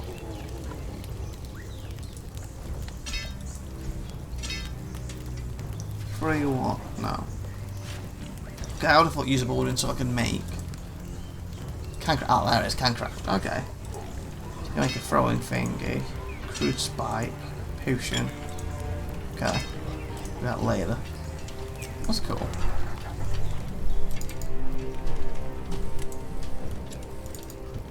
Grimlore will go there. Time to move on. Master Scrap was over. Did I not talk to the other guy? Head towards certain doom. There's Sure. still a Why thing not?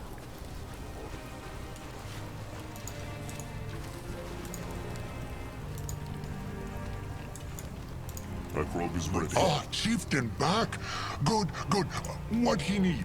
It needs just. Oh, I haven't said that. The moon can need craft too. That's why I didn't just be able to said that to me yet. So I can just shape something. Okay. So it's this one. The Moonkin need to craft a tooth. Can That's Zaramak why I help didn't with change. that? Tooth? For No. eating? Essentially. No. The holy weapon for the devouring. They have the pointy end, they just need a brittle bone pierce stick with hex power. Caprak said the scrappers found a brittle bone hideout up north. Ah, the cave, true. It locked, but the scrappers find shiny metal to open it. Here, how it called? A key. The scrappers went in already. Not yet, because there are Erics and other So we need creatures. to go in. But Chieftain and Grimlore strong. They can squish them. Maybe they take Little Moonblood too? He's so strong. Maybe. Speaking of Little Blood, has Zeramak seen him? Bit ago he have, but not now. Maybe he sleep in shelter? Akrog will look. Either way, Maybe they that's will the be back shelter. with the brittle I bone need to pierced before we can state. activate it. Zeramak should stay ready. He will. Oh, and Slig? Best ask now. The chosen chieftain might be able to help Slig, if he has time. Just come and talk to him when he can. Okay, so what? Upon completing a quest, you may often choose one of several items rewards. Oh, yeah, that. Level up your hero. Oh, they leveled, nice. Your hero party just leveled up. Press K to distribute your new abilities and attribute points. You get extra points every time you level up. Okay. Oh, I guess I get all these. That's the key. I'll get the pick this time. Good. Let level up quick. He gets one.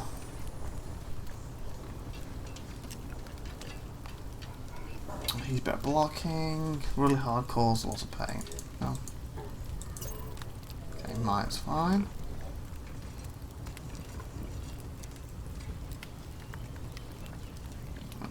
Cursed rot. Ah.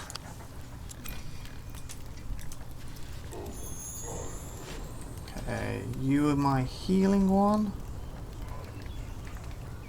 Okay, no, you both are. Zoska You're my is double listening. healer.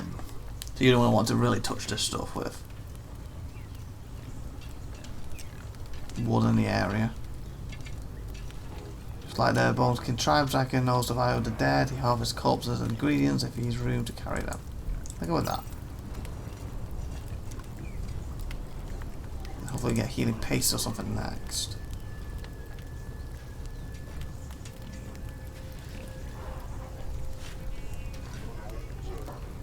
Focus. At his service.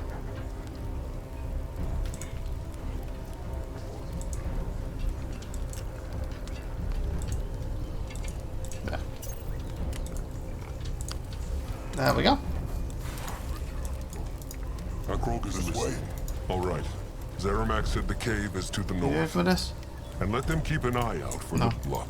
Trusted one gets used to the chieftain's speak quite Ooh, quickly. a lot of things in here. As he should.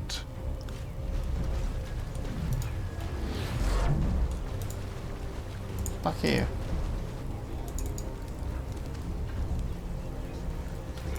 Something here to talk to who? Or is it just him?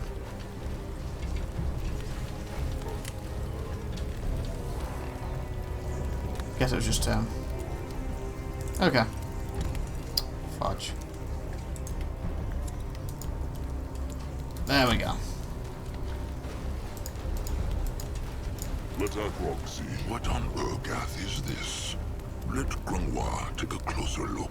Okay, I kind of feel they should do say more than just let me take a closer look. Okay, so I'm still thinking now.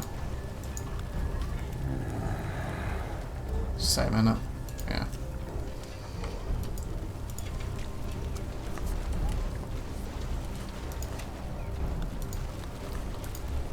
Destroy them. Dead treasure.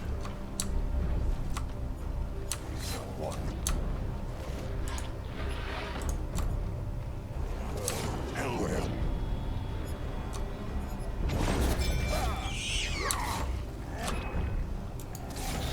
That's the thing we put down.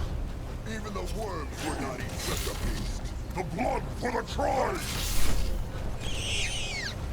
There we go. What is this?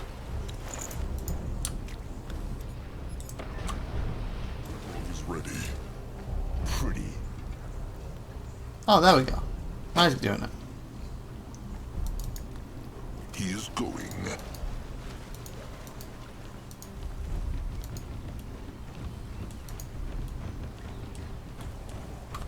I'll take off that for a little bit. So we can see a bit more. In that direction. Should be Nerbok. Akrok too young. Wow. Also, Kutuk know why they call him Bone Crusher? Cause all he can do is crush Wow. things. Take more to be chief he...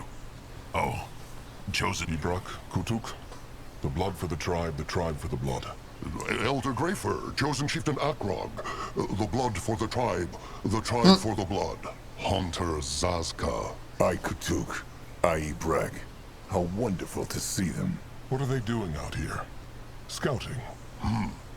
I Master Anug tell them about strange sparkles in the jungle, so they go see. There's nothing here, though. So we call bad mouthing him. I'm managed. Here I can speak about him. Seen little blood now. Akrog heard them speak about him. Ibrock thinks Nurbok should have been chosen chieftain, and not Akrog. He must hear Oh, no. wrong. Well, that is enough to convince Zazka. Shut up, small tusk, or Ibrak will make ugly face even uglier. Kin harms kin not. Now speak Oh, true, man. or stay silent. What he want Ibrak to say if they heard all? That's not for this, but Sino controls him, make this not harder than it is. Needs not to respect Arkan, he will obey him. Knows he is not as strong as his sire yet, he will earn the Moon's respect. Nothing. But Akrog will say this. He knows he is not as strong as his sire yet, but he will earn the Moonkin's respect. Ibrak sees. Good. Now, another question. Seen little blood? Have they seen Little Blood? Noak. He is not in the tribe camp. He not? They see someone go through bushes up north, but they think it one of Zaramak's scrappers. Now that Akrog say it, he probably too tall for scrapper. Tall sounds about right. Let them hope he did nothing foolish. Strange sparkles. Strange sparkles. What meant, Anuk? Ibrak and Kutuk asked themselves the same thing. He say the air wavy, like over a fire. Grimlore, any idea what that could be? Maybe Hex power. Hard to say. Green Elves. spot mushrooms, maybe. They make the nearby air wavy. Could be. It is true. Probably elves. Speaking of I, Master Argan, where is he? Speaking of I, Master Anuk, where is he? He was not in the camp. East of the cradle with few others.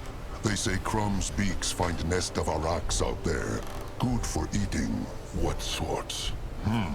Kutuk no sure. Let them pray to Magwa. They are blood fiends then. Their flesh is the most nourishing. All right, they will leave now. There are many things to do. Sharp tusks and thick hide, eyes. Sharp tusks and thick Yeah, hide. sharp my tusk and thick their hide.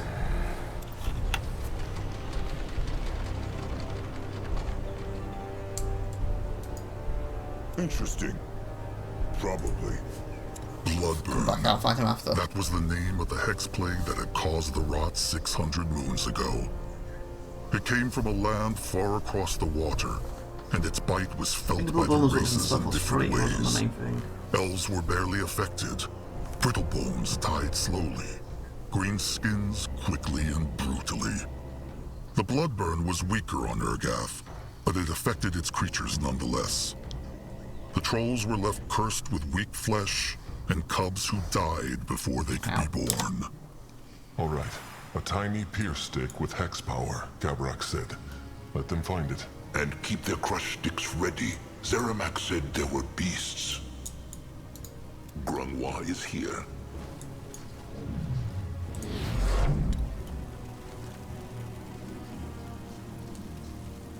What's that I missed? Let Zazka get a proper look. Oh, it's just a travel. Oops, don't want to go back out, just got in here. So there's the map. Okay, so it's this way we're heading. Fine, there's a lot of blood. Oh. He is going.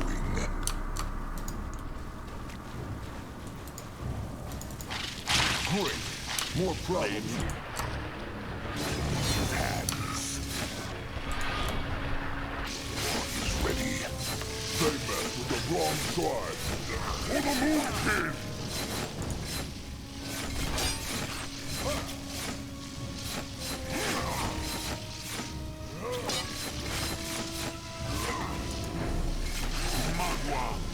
Yo. Okay, there. So that one's on it, and that one's round us. Okay. So I messed up with that then. We've won now though. So I have one heal that basically puts it there and goes around the other ones on the person. Can I move these around? Put my heals together. Fire, that's offensive. And that's just treasure, so that's after battles. Looks like it's a buff thing, so. Let Akrog see. Interesting. Probably. Moving now. I guess he leaves it and gets anything else off him.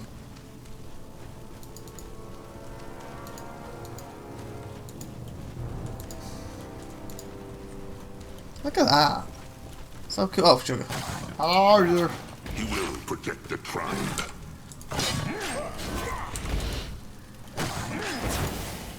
The tribe must survive! Also, this thing, normally it gives you stats on them too. Obviously, it's harder to show when you've got slow motion. Usually give you stats anyway. I guess it kind of does. It's like them. Oh, there. That's what's talking about. Look, resistance and stuff. And there. See, strike resistance, magical resistance, and obviously you hit on the pulse thing. There were pulse where you did that. Zaska is... They will regret this. What should he do? He is going. Just stay in it, just pulls from it as he sits there. Yeah, it's an aura. Okay, making sure I thought it was. I was trying to say people rudely interrupted. See, like, as I look at the graphics and some of the features, it's awesome. So it'd be easier to turn that off. Guys, I moved you out the way. Get over there. Like that. That's cool. That's cool. What is that?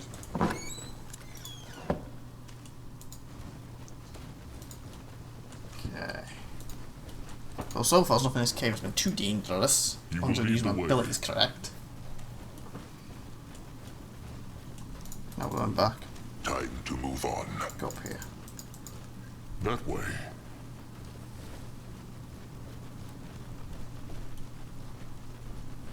Oh, this was a dead end. Okay. So this way then. Sometimes when you're using this little mode, sometimes you get a bit mixed up a bit easier than keeping the camera always pointing the same way. Why must they plague the Moonkin?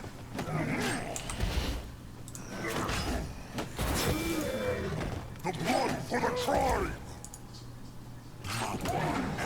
They will not get away from Zaska! Okay, so I've got time with that to come out. I'll just click to tell him to attack again, he stops. So I had to use him a little bit. That's down. There. Oh, the thing I left. I'm like, what was that? I didn't leave anybody behind.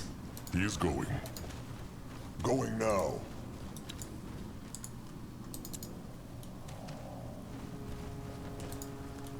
Grimlore will go there. What is this? There.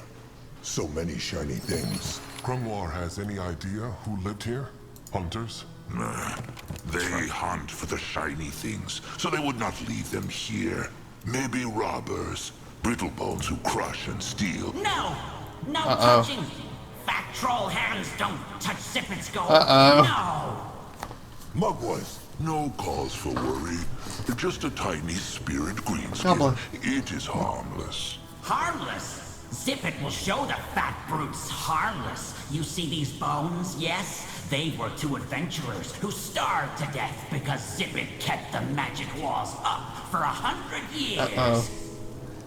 Make the Hex Forces appear, or the Moon King will crush him. The Moon King care not about the shiny things, but they need something with Hex power. The Moon can care not about the shiny So the goddess took. but they need something with hex power. Hex what? Magic. Oh, you mean an artifact. Yes. Fine. Zippet doesn't want to stay here for 100 years, no. So here's his deal. Zippet gives you one of his artifacts, and the fat brutes hand back his gold.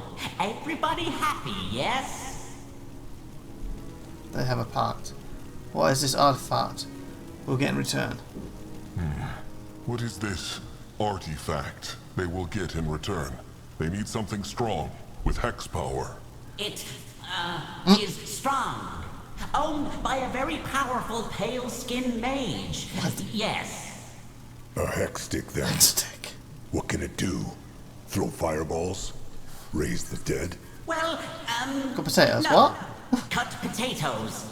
By itself, floating, yes. Very useful, very strong. And the pale skin loved it.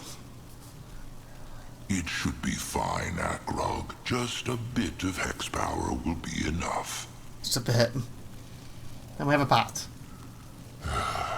Fine. They We have got a a potato pact. peeler. Yes. Now give Zippet the gold. Akrog is listening.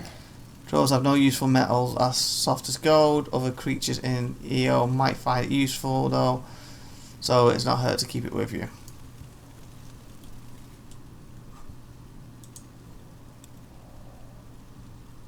So I will have a choice. How do I? Does it give me the thingy? Loop of resistance. Wearing loops or what? Bros can cause rings. Trolls wearing this will be harder to hit in battle.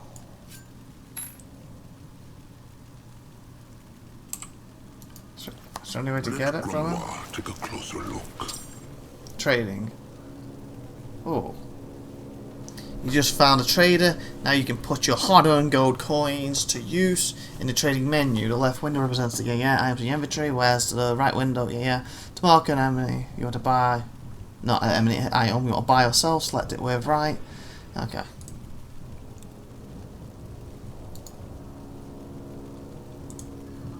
Oh, beautifuls. Come back to Zippet. Yes. And gone. Grungwar. Spirits are just like bone people, no? Restless souls and all. It is true. His soul was not at peace, so his god took him into the moonlit river and... Just get out of here, okay? This place gives me the creeps. Whoa. Agrog, is he all right? That was the potato It's peeler. just, he has been hearing things again. The gift of spirits. It's true, but this is the second time in a day. It might as not letting them move on. It is true, but this is the second time in a day. Before that, Akrog had not heard a spirit in moons. Maybe the cradle makes Agrog's gift stronger? Grungwar thinks not. His own gifts are still the same. It must be something else in this jungle, or just chance. Well, now is not the time to think. Let them try this key, so they can bring the artifact back to Zeramak. What is needed of him? Wait, do this now? Let Akrog see. Put up on artifact. There, the artifact. Here's a key for it. All right. Zazka hopes this thing will be enough to shape the tooth. Let him at the...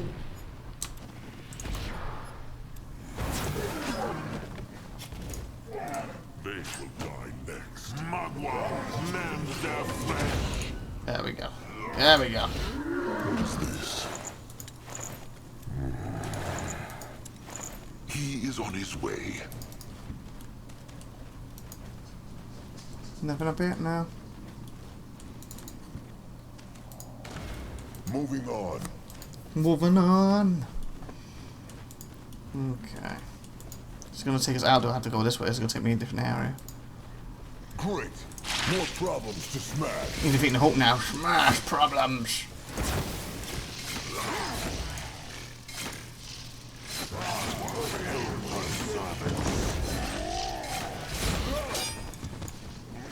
Grungwar is here.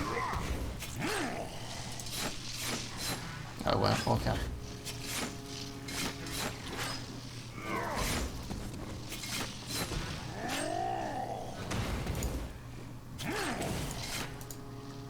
They messed with the wrong tribe. Yeah, feel my mat. Please, worst case, this is the wrong way. I can teleport back here. If he insists. Let Zaska get a proper look. No matter what the trolls may think of the chieftain Argon, trolls, not the foul tusk who say he had everything to him on the moon silver platter, or because his sire was chieftain before. Alright. Let them find Little Blood, then bring this to Zeramak. They must complete the devouring before sundown. It will all work out. Grimlore feels it. Magua smiles Hopefully about he does. Wonderful. Then what could go wrong? Yeah, you just have to say that. Why must he always blaspheme? Zaska knows how difficult his role in the tribe is. Wants everyone to shun him.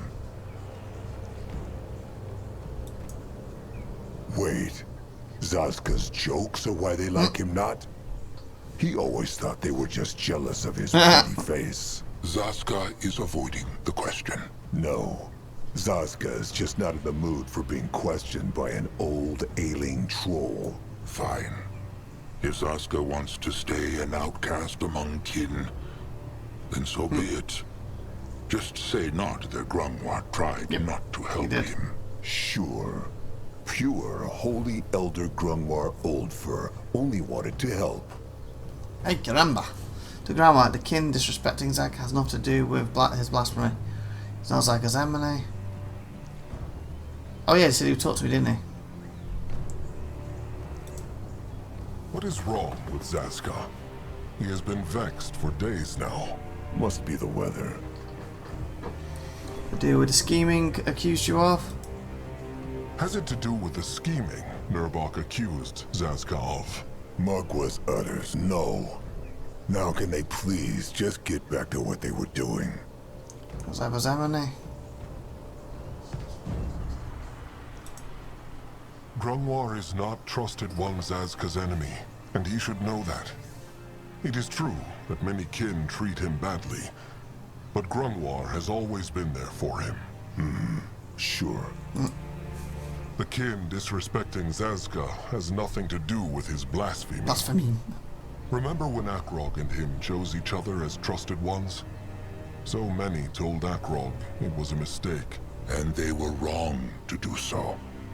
Zaska is a moonkin, no matter his birth blood.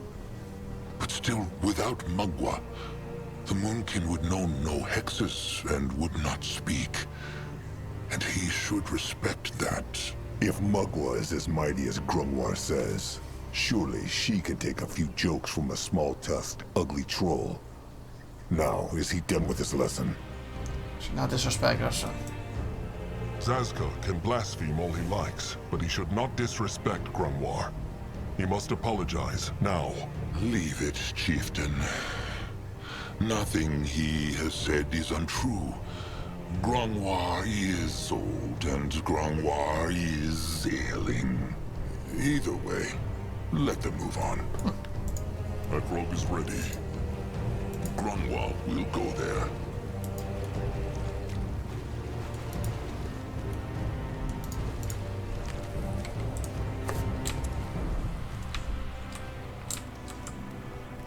Cursed rot.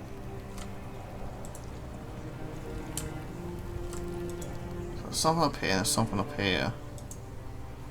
Final guns of blood, return. Oh, so that's the trap, so we should probably go here first. And then take it back there to craft it. Okay. So we've finished this map, I think, then we'll end the episode. Just take a look at. And hopefully at some point I can do a series on this and come back to it. They here? Noek, quick. Moving now. Destroy them. Oops. Just wrong buttons.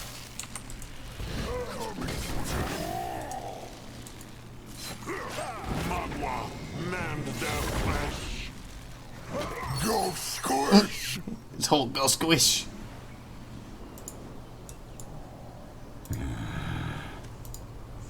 Let Akrog see.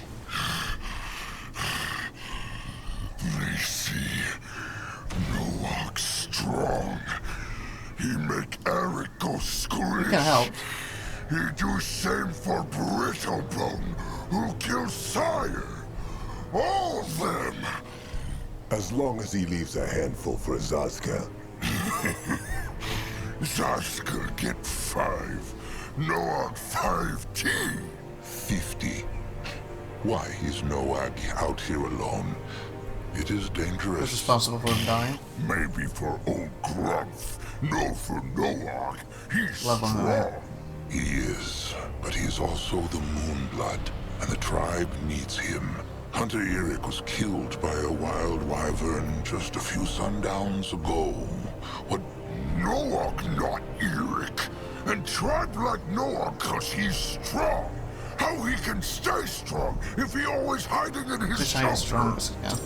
Nog means well but needs guidance. Your interactions with him and your behaviour towards others in his presence will not only define which skills will be made available. I told you. Made available in his right skill tree, but will also shape his character and may influence his future decisions. That's what I said, didn't I? That's what I guess it would be. That's cool, because as far as I know, SpellForce has never done anything like this before. Like I said, I've played SpellForce 1, both expansions completely completed. You know, the SpellForce 1 complete, the second expansion, the Ice one complete. The next one was technically used a character from the first game, and the first expansion completed it twice. I completed SpellForce 2.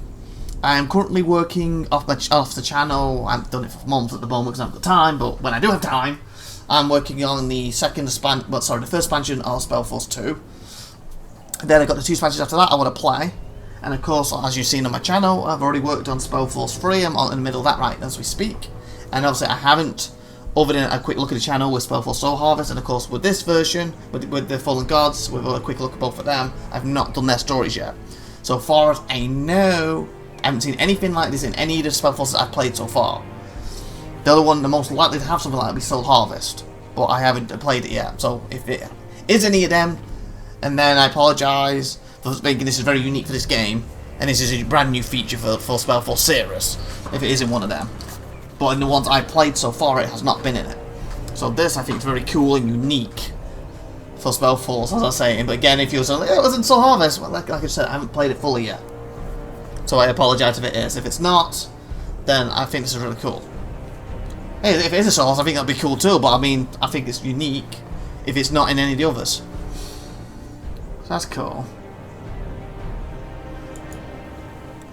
Okay, so did he get anything? Well, he hasn't done anything yet, has he? So that's not a good thing with that, though. It means theoretically I only have 1 to work on if these unlock automatically when he does certain stuff. Why the Moonblood? More life, Naga gains more life force, heals more when he drinks potions. Ooh, that'd be good. Fights, he gets angry. When Naga gets hurt, he also gets angry. That sounds a good one. Pain and anger. When Nog hurt badly, he gets angry. His health low applies pain to anger. Emily Bash.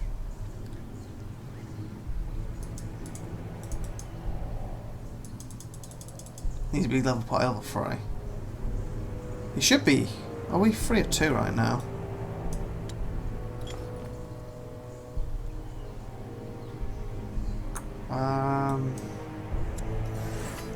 I might just do the next one in this first, anyway.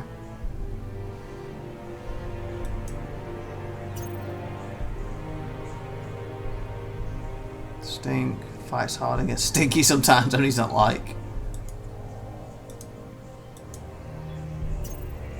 Yeah, he's not the level for that, so I might give him the bash then. Well, and since he's apparently wants to be strong, maybe I should focus on strength with him. You know, role-playing wise, since I didn't really focus on it because of what he had, but it might make sense. He goes, I want to be strong, so now he has a bash move. Nice. Look at the size of that. It's like a tree trunk with a rock attached to it.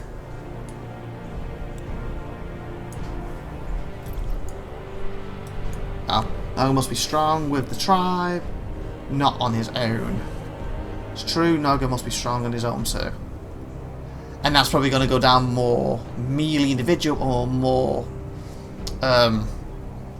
helping the other people, isn't it? He is right, Grimlore. Noag must be strong on his own too. See if there's a lot of There is something. nothing the moon can respect more than a warrior who can crush 5 Brittlebones alone. Just look at Nurbok. Big blood true! So, And not just 5. No, I'll crush them all! Every last one! And then it builds shelter from their bones and feed their flesh to the Moon King cubs! Mugwa's septic utters, Noag. Take a deep breath. The hunters are not here. But will be! And if Noah been stronger last time, Sire would still be here, and what's that? Ah. Ooh, Harness of Comfort and oh fudge. Oh. I want to comfort him, because part of me wants him to be strong in his own, but then part of me feels he doesn't need to work with the tribe, so this is kind of doing both, isn't it? Oh, little blood. Calm. Be calm. It is not his fault Sire is dead. Gentler. everyone say Noah Moonblood. Noah blessed because he's so strong, but he not. When hunters came, he can do nothing. Nothing. Nothing. And neither could Akrog, or anyone. Noak is a Moonblood, it is true. But Sire was a First Blood, 10 times stronger than even Nurbok. It is good to grieve kin, and it can be good to be angry. But Little Blood must not let this anger turn into despair. Else he will, one day, do something bad. Sire always say the same thing. Big Blood right. Noag sorry. Good. He be Kevin went with that decision. It's all right, Noag. They all understand. So we just went out here to show the tribe he is strong and to unleash his anger? No, not only. He needs something from the Eric. It's... guts. I'll say... guts? Should Sazka dare to ask why? It's a prize for Crumple Noah make with Saramak. Noah can take guts, Big Blood? Sure. But he will accompany them afterwards. It is better this way. So I'll look at that in a second. So basically, we could have made him angry and be really bitter, and then when the other troll asked him to forgive me, he probably no, and you know, and that probably make him feel bad, and he might do something stupid. When he asks him, he should turn around. Well, it wasn't your fault. That sort of thing. So let's see what it's done. There we go. 2% blocking chance. It's not always good to crush things. Big Blood teach Nog to be kind, so Nog rather stop Emily hurting him. Good. Lone Tusk. Only Blood strong on its own can be strong for their tribe. Big Blood teach Nog that Nog's skills are now ready more quick, so he can fight faster and better. All abilities -5. Nice. So I guess if I did a decision, would have gone down this tree, would have done this tree. And I guess as he makes decisions, they're gonna pick different ones.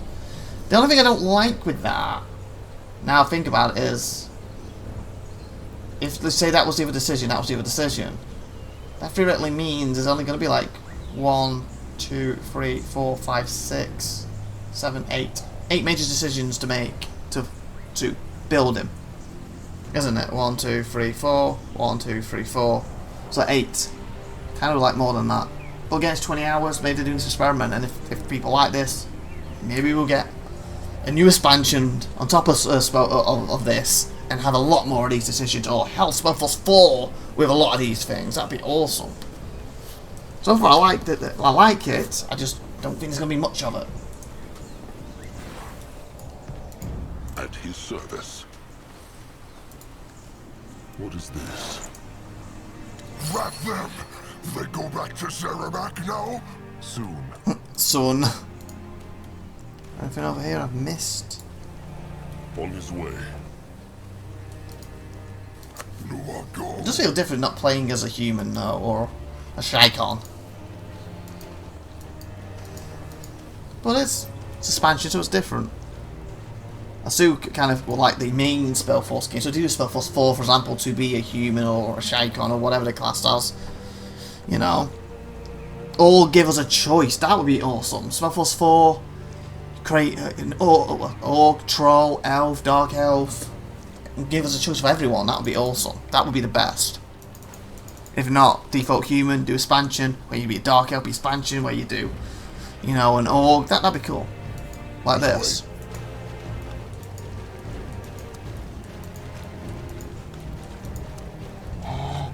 Moonblood, he is back. It is true. Crumple! Little Noag.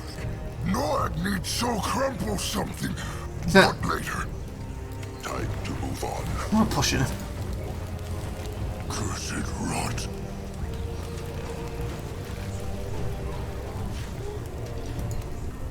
What on Burgath? Oh, the pigs are there. Or not. Or are they? No, it's just got weird shiny things on them. Ah, here we need. This looks... Scrapper Slig Stoutheart. You wanted to speak with Akrog? It is true, Chosen Chieftain. Slig knows this is a strange time to be asking him for a favor, but Chosen Chieftain Akrog has always been happy to help the Scrappers before. He has, it is true. And what sort of help is needed this time? Oh, the usual. Slig needs to bring back as much scrap as he can, so that he and the Master Scrapper can keep up with the need for weapons, armor, and all that stuff. He needs Akrog to carry scrap? No, no. Just shield Slig while he finds what they need. He gets so carried away with sorting that he would not even hear Mugwa's cub if it came sneaking up behind him. There is a crumbling brittlebone place southeast of here, where Slig might find some lovely scrap. Chosen Chieftain knows where Slig means. He knows. He was there not so long ago, looking for Mugwa's tears. Perfect. So, has the Chosen Chieftain time to help Slig, just like in the good old days? But American can never say no to Slig. He has not really the time, but he cannot say no to Slig. What is his plan? Mugwar prays. The Chosen Chieftain is so kind. Slig will meet Chosen Chieftain Akrog outside the Brittlebone ruins. It will not take Slig long to find out what he needs. Hopefully. Hopefully. It had better not. Akrog will meet Slig there. All right. He will see him soon. So I'll use this. The 2. So I guess this will get me there the quickest, wouldn't it, that one? What can he do for the tribe? Oh, sugar. I misclicked. He will lead the way. You know, one thing that would be quite neat, they probably haven't got it in there, you know, if you use that repeatedly very quick, they should make some of the units come out, and like one of them, Mark, the teleport makes you sick, you know, a bit like Geralt in The Witcher, he hates teleporting type thing. That would be quite funny, especially considering SpellForce already had the guy who played Geralt voice one of the characters.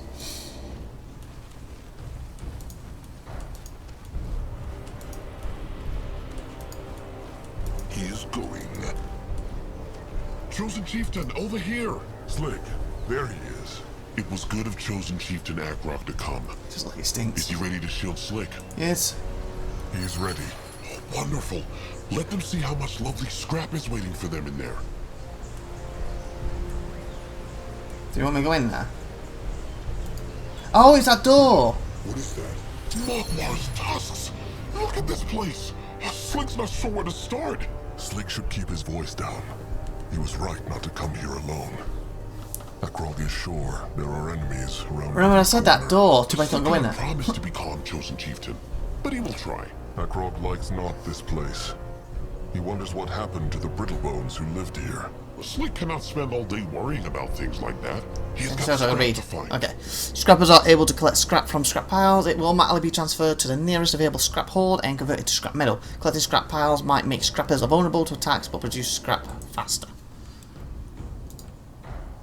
So I need to tell him. More scrap for him. So where's the scrap pile for him? He let the scrap come to him.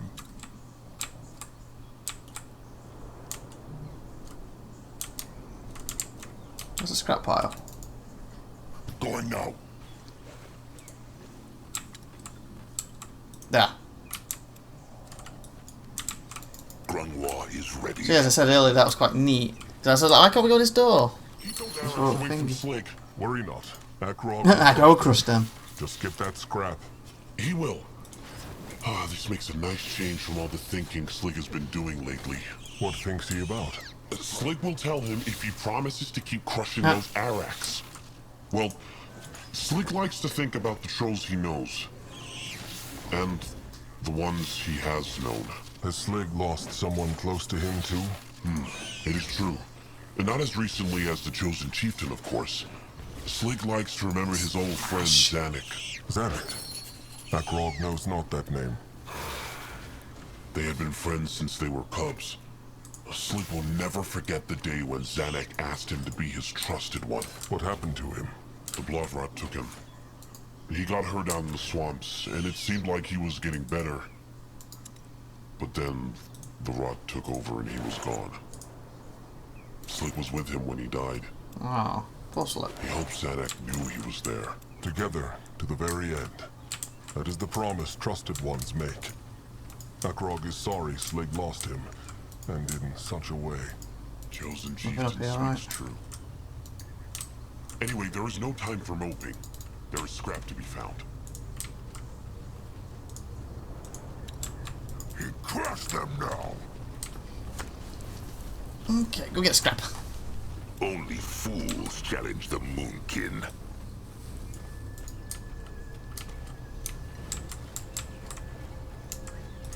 Slig thinks this might be the last of it. Oh, one Arax again. Akrog will take care of them. Is he nearly done? Slig is a fast worker, Chosen Chieftain. They can head back in a flash. Unless he is not in a hurry to return. Well, there is just so much to take care of. He would like to help Slig for longer, but... Yeah, duty calls. Duty. Slig understands. It cannot be like the old times anymore. Not once he is chieftain. The chieftain can still have fun, though. He should not forget. He will try not to. At least done. Little Blood is good at reminding Akrog to be less serious. Oh, that is good. Noag Moonblood makes them all smile. He is such a sweet troll behind that thick hide and those strong arms. The tribe is lucky to have a troll like him who can bring joy and hope. Noag bring joy? Was that good? It is true. Noag Moonblood always makes Slig's day brighter. Has that helped? That decision at all? No. Sounds like he was learning from it a little bit, though. Be moving. What is needed of him?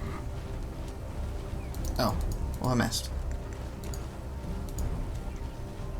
Oh, should probably talk to her. This looks interesting. Now Slig really cannot carry anymore. He will run back to Zaramak, so they Lost can it use the behind. scrap straight away. That was actually quite fast work. Akrog is glad he found what he needed. It would have been a lot slower if Slig needed to fight those Araks first. Probably would have died too. Slig thanks the Chosen Chieftain for keeping him safe. It was no trouble. Well, only a little trouble. A little trouble. Sounds like Slig. Come back and find Slig when Chosen Chieftain gets back to the tribe. Offer. He has an offer for Can't him. refuse. He will.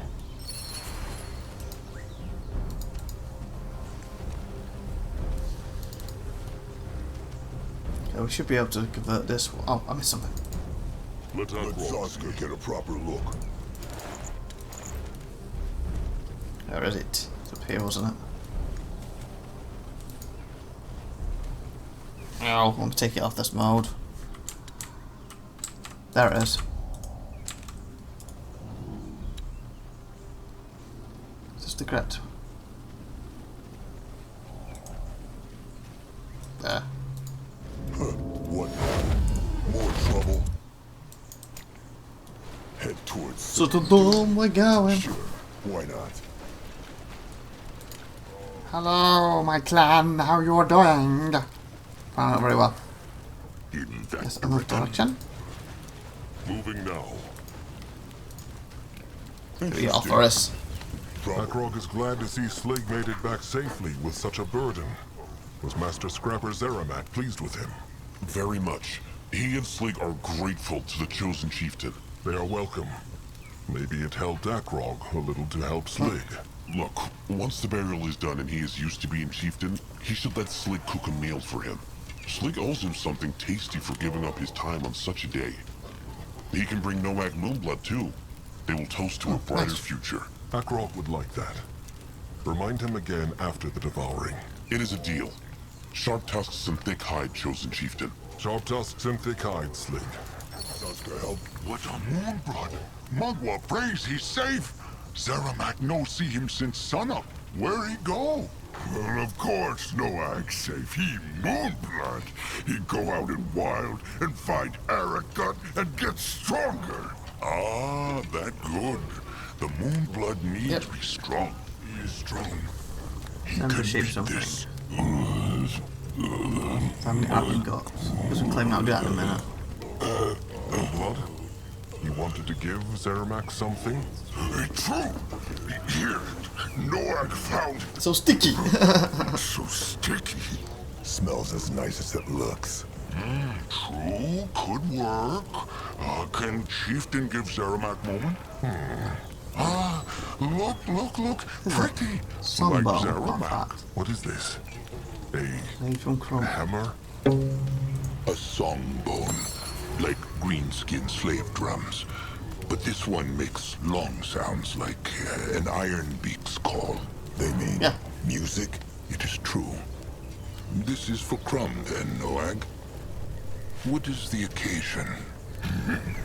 They see. All right. Needs him to shape something.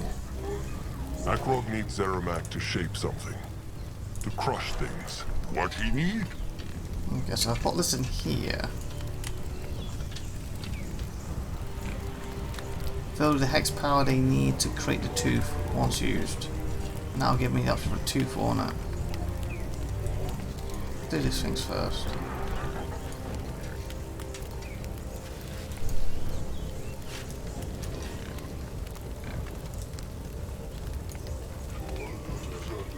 I like that.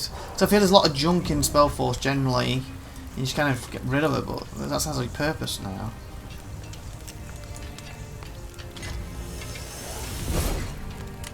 Good job, Tooth. Zeramak, old hide, he have it still. Here, Chieftain, Mugwa's tooth. Akrog thanks, Zeramak. To Cabrax then. Oh, and Zeramak's scrappers can search the cave now. Yep. It is safe. But need give Crumple surprise first. Right. Claim this. So I get to pick a reward 1. So I get blades, plates, or since that's rare, that's probably what I should go for. And even think about it, it costs 36 if I sell it anyway. Going now.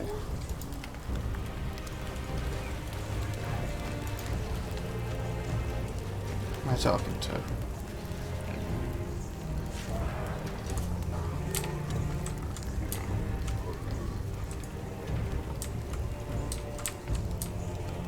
Oh, him.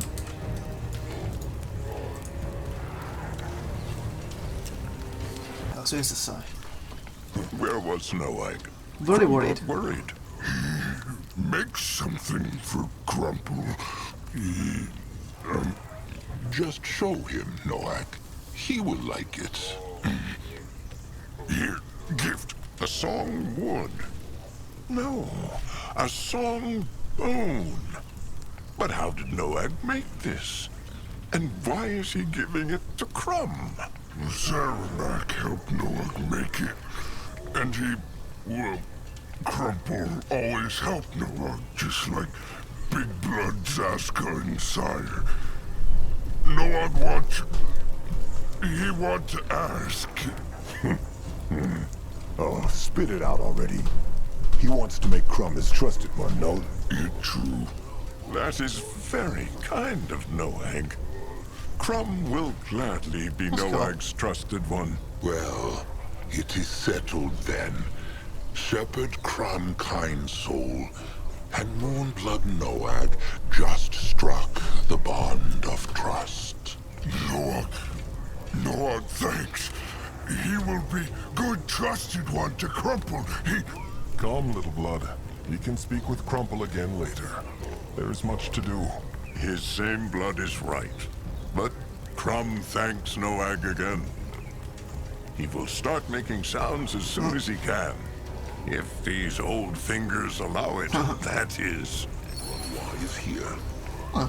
So trusted one, that's like a bond. Is that their like mating thing? Or what? And was he the one who... No, he wasn't. He had a different voice. He said Old Shepherd. Remember that's the one who... The one earlier was like, I let him die, I ran. Will he trust me? Because he can hear my mind. I think it was him first, but I don't think it is. So it looks... Oh, fudge. Wow. Come on, Krezzik. He is strong. He can beat this. Oh, there. Nice. I was thinking, like, how do I see if anyone else needs it? So, if he got it, sis. What's the best thing? 300. Oh, they're actually all different prices. Because if no one needs it, I want the highest price.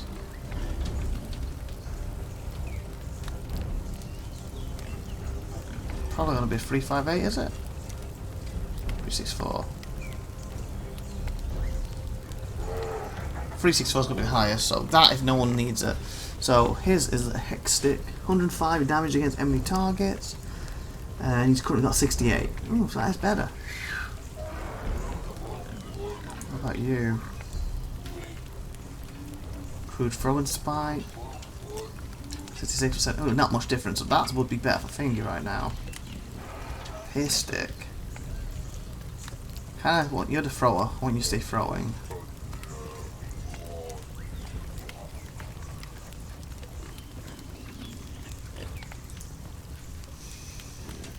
Okay, Nagmon. Target is Golem, attacks per second, increase attack by 50%. Oh, so if I find a Golem, it's 50% extra. What's the damage normally without Golems? Crude, and he's got 130 to 135. Is this better? What about this? Nope, it's definitely not for you. So I think it's between him or the other guy getting this. Okay, two-handed. And he has two one-hands, 80. 82 to 87.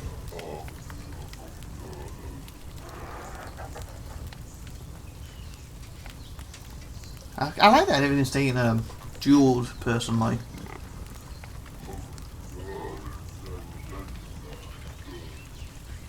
One hack stick. Two-handed. Because what would that be? 80 would be 160-ish damage versus... Yeah, so even if you said 80 and it's 82, it's 160 damage, so he actually... I'm assuming you double that when he fights, so I'm assuming when he has is better. That one would be closer. It's a Dragoneer, 25% increased damage.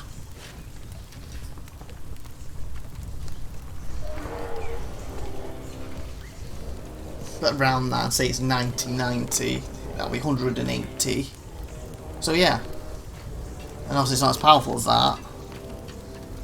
So this is potential to be stronger, but then he uses the dual ability, so I'm thinking I'm going to go with this for you. Because that's a big difference in it. 105 damage against enemy targets versus 68. We have to go down there next.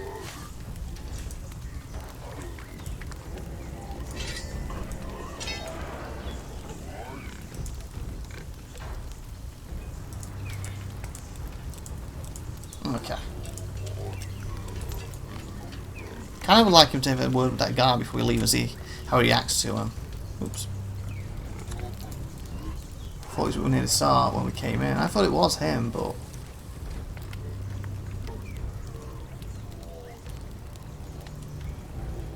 Maybe it's one of these.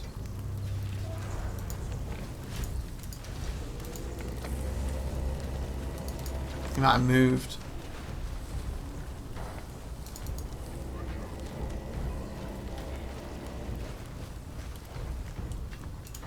I don't know if I'll go over here.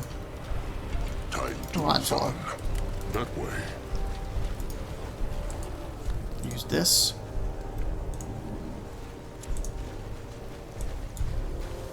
Akrog is ready. Teleportation time. And this one he was blocking, wasn't he, the guy? Oh, here's where he's blocking. Ha! Look at this! The fabled moon blood. Noag, is it not? It's true. Well, well. Noag truly has his sire's blood. A prime specimen. And Grimlore says he has no signs of the rot at all. No weak bones.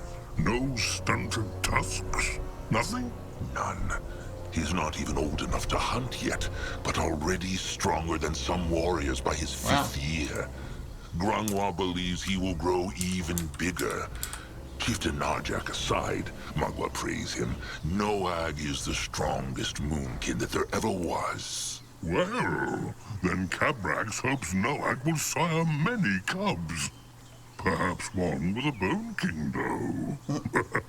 Noag is standing right here, they know. It is just mating.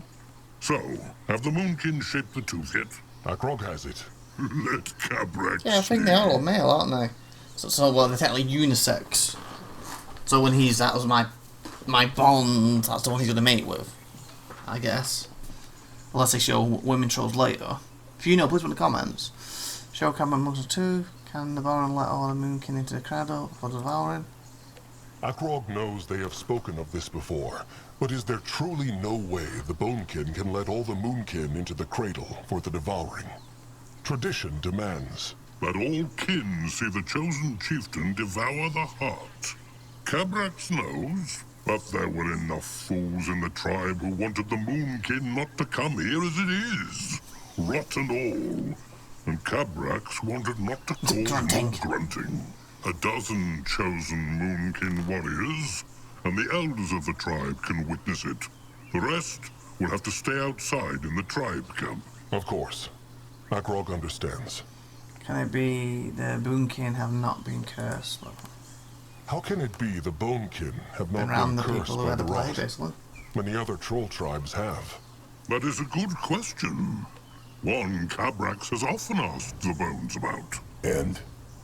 What did the wise bones say? That the cradle protected them. It is the only explanation.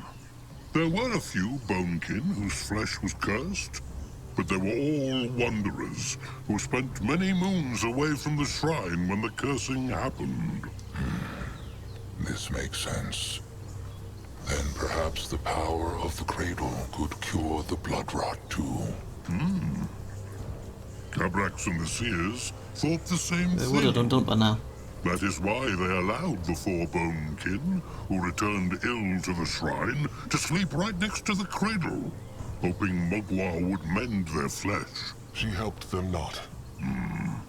Cabrax is certain she tried, but she could not. All 4 are now floating in the moonlit river.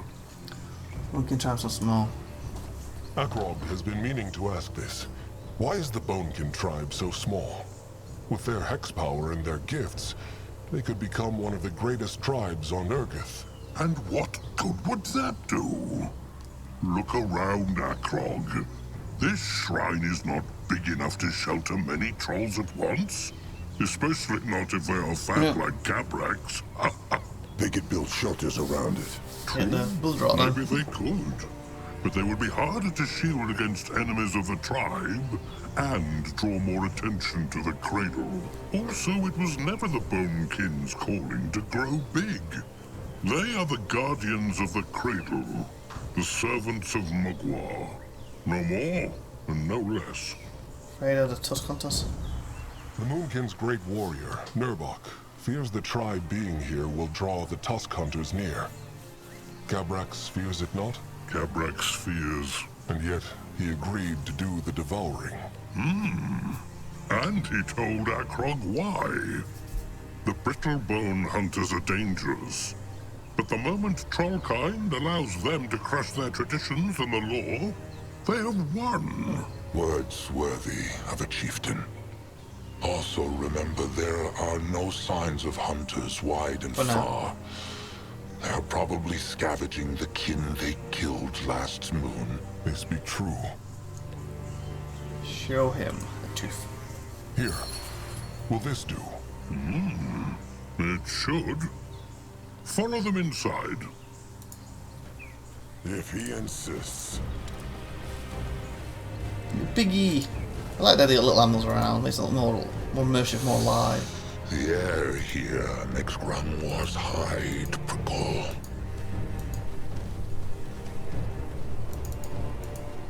Not go there. He is on his way. Show these guys. Oh, must be Looks him. interesting. Back, Moonkin. This is... Quiet, Grog. This chosen chieftain Akrog Bone Crusher. Narjak Firstborn's cub. And he is... The second-born and the moonblood of the tribe. Noak. Huh. Still just a cub. And bigger than Neok. Why Akrog come here? He want to honor his sire's flesh? It is true. Holy fudge. So cannot believe he's gone. Zaken wishes they had spent more time together. Zaken was always close to Nakan. He wants to say a few words. Akrog knows Zazka respected Narjak like no other. Is there anything he wants to say? He is dead, trusted one. Zazka can say all he wants, but Narjak will never hear it. How feels Nock? Little Blood has been very quiet. How is he feeling?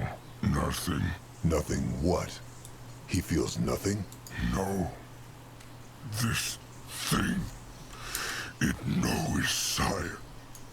It just flesh and bone. Like pig after hunter crush it. Sire is gone.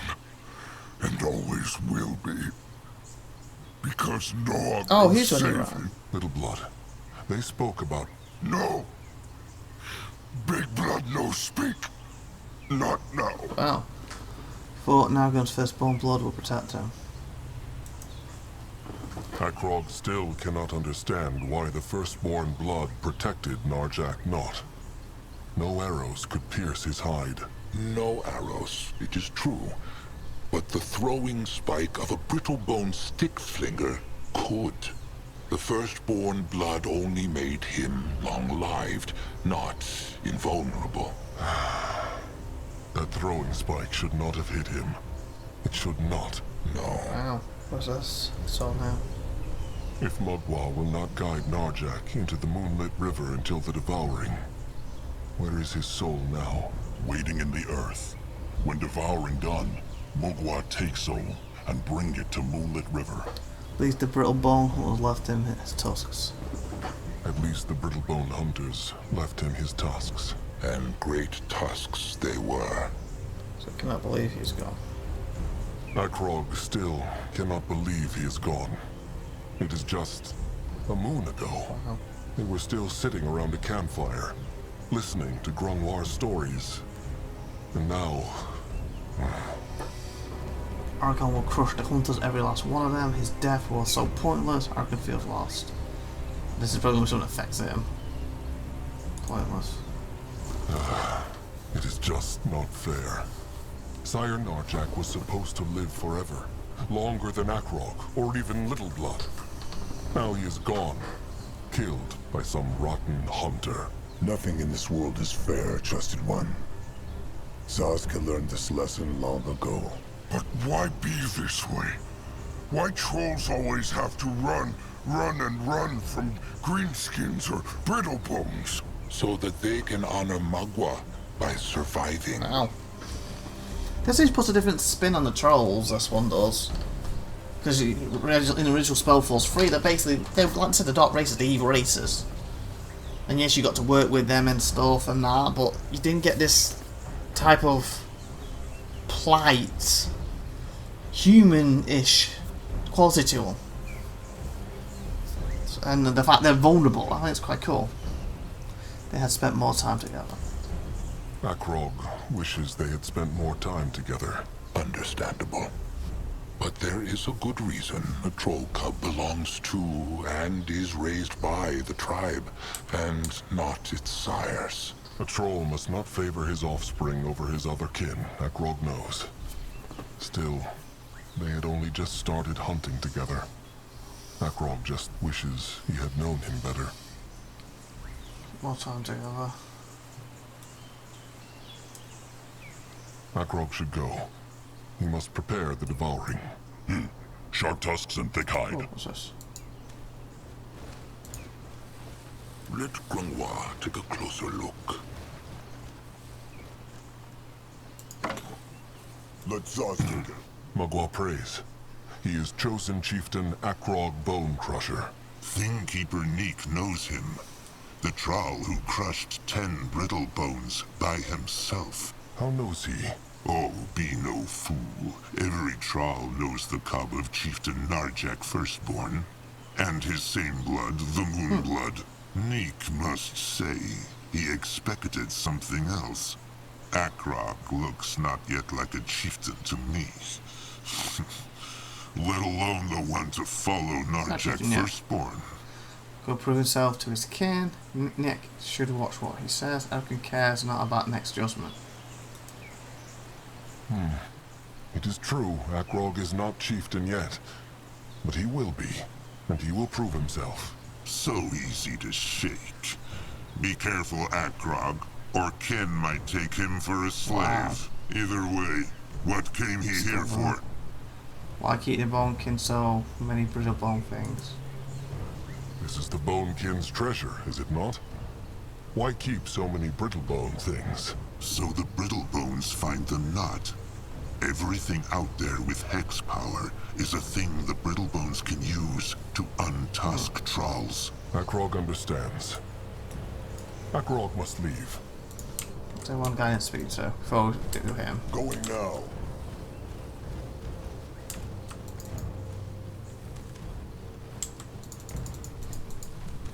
On his way. Okay, you did what only moved. I thought there was 3 of them. That way. He go there. No, I'll go there. Grab that. What on Urgath is this? Say what? No, I'll go. Chat with you in a second. I thought someone else to chat with. This way.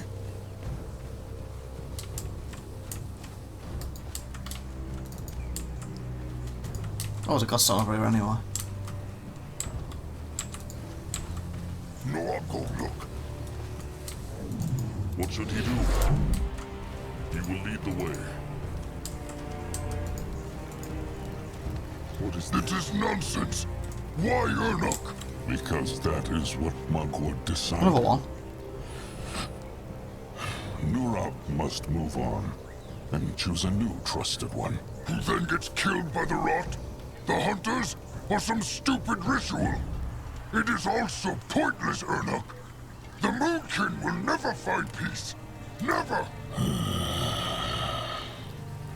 Chosen chieftain Akrog Said Bone what? Crusher. Magua prays. Magua prays, Bloodgiver Arnik Softtusk. Is he ready for the sacrifice? Bloodgiver. All his life, Ernok Oh, was it's a sacrifice. healer. And now that So he's in his own is all space he upside. is. He became Bloodgiver the moment Magua decided so. Rot Mugwa! Rot the devouring! Rot the hunters! Rot He's losing his partner. everything! Nurab cannot take this! Nurab, go! Just when Anuk has accepted his fate, his trusted one will not. What can he do, chosen chieftain? He wants not to leave Nurab like this. Bitter and broken. Oh, decision. Last hunter attack killed dozens, many kin are bitter and broken. Nuran must accept it, the Moonkin cannot grow soft. Arkan will make sure the tribe helps with Nuran's grief. Is there anything Arkan can do to make it easy for both of them? That's one. Akrog will make sure the tribe helps with Nurab's grief. How about a soul charm? It is a stone with hex power from the Brittlebone ruins here. It can store the voice of a living creature. If the Moonkin found a soul charm for Anuk, he could speak a few words for Nurab into it. This way, Nurab could treasure them forever. That, Anuk would like that. But he wants not to We're be a doing that for the burden on devourer the now. tribe. Nerbok is right. The Moonkin should not stay here any longer than necessary. Anuk gives his life for the devouring. So this is the least the Moonkin can do. The blood for the tribe for the blood. Anuk thanks Grungwa. Where can they find the soul charm? Cabrax told Grungwa that the kin hoard them. They should talk to their Thing Keeper. All right. They will be back. Ready for action. Okay, so I guess there's one of the two up here. Kimber and Monarch's Cradle, find the soul charm for Orax. So hopefully this will be the guy next to him. Let Grungwa take a closer. Either way, what came he here for? The Bonkins have a soul charm. Akrog wonders if the Bonekin have a soul charm. The Moonkin's blood giver. He would like one for, well, his trusted one. Soul charm? The brittle bone boxes that can trap a voice, no? It is true. They are small spheres, silver like the moon, and Neek knows what they Shut look up, I know like. And it is true. They have one. Here. What wants a Bonekin in return? Nothing. The Moonkin Bloodgiver makes a great sacrifice. If this keeps the dark thoughts away from his trusted one, Neek is glad to help. Akrog thanks Neek. Sharp tusks and thick hide. Akrog must leave. So go back and give it to him. Going is going.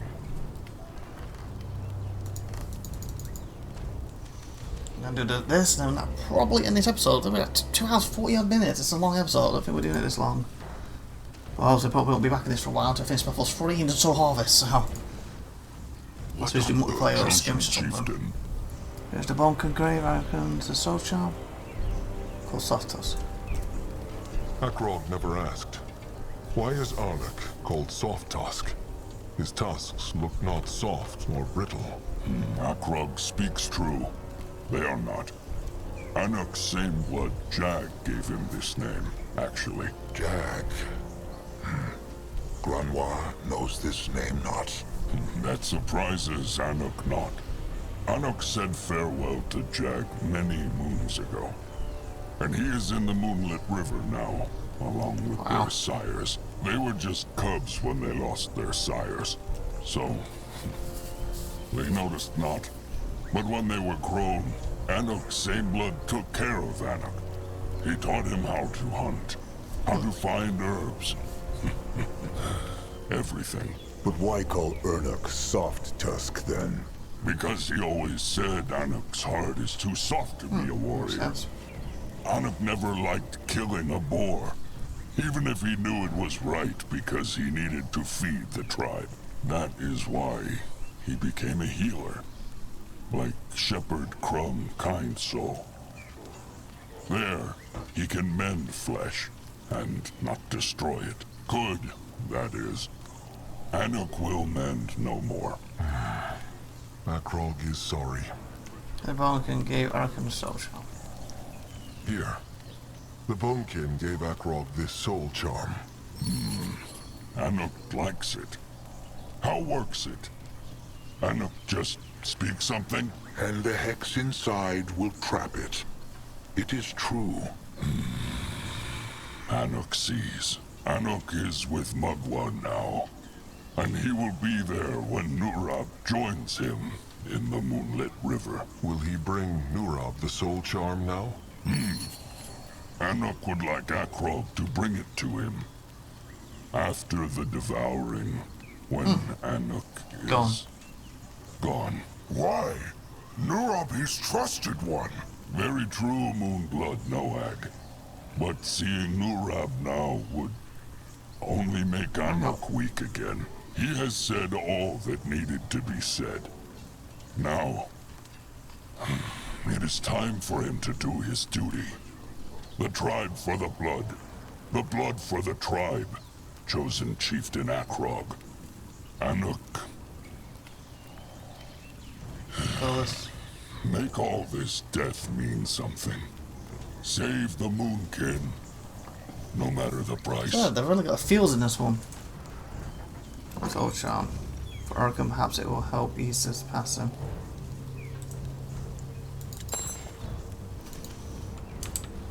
Okay, thanks finally ready to do it, aren't we? Hopefully the elves will show up at the end and attack everybody. Let's save before we do it, just in case.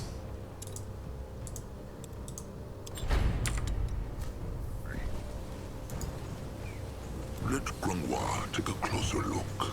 Well then, This is bloody time pushing for the him. preparations. The summoning of Mugwa's cub. No need to look like a beak shat on his head, Akrog. Summoning Mugwa's cub. Great honor. He should be smiling. Else is needed. A monster and a Bonekin will die for a ritual. There is nothing to smile about. A Moonkin and a Bonekin have to die for the ritual. Akrog sees nothing to smile about, and he understands not why Cabrax would. Cabrax told him why. It is an honorable way to die. Being worked to death as a slave of the Greenskins. Disgrace. Starving. Disgrace. Untusked by a brittlebone. Wow, well, disgraces. Disgrace. But giving one's blood so that Mugwa's cub can take the fabled chieftain Narjak Firstborn into the Moonlit River. That is an honorable way to die. A way worthy of Mugwa's spawn. Cabrax speaks true. Arnuk's trusted one will have dark thoughts for a long time. But maybe he will find solace in the thought that Arnuk will be floating in the moonlit river right beside Narjak. It is a great honor. Arnuk die? Why? So Noag's sire can go in peace, and trusted one Akrog can be the new chieftain. Zazka will explain to Noag, but Wow, not so now. young. What else is needed? The Bloodgivers are already here, are they not?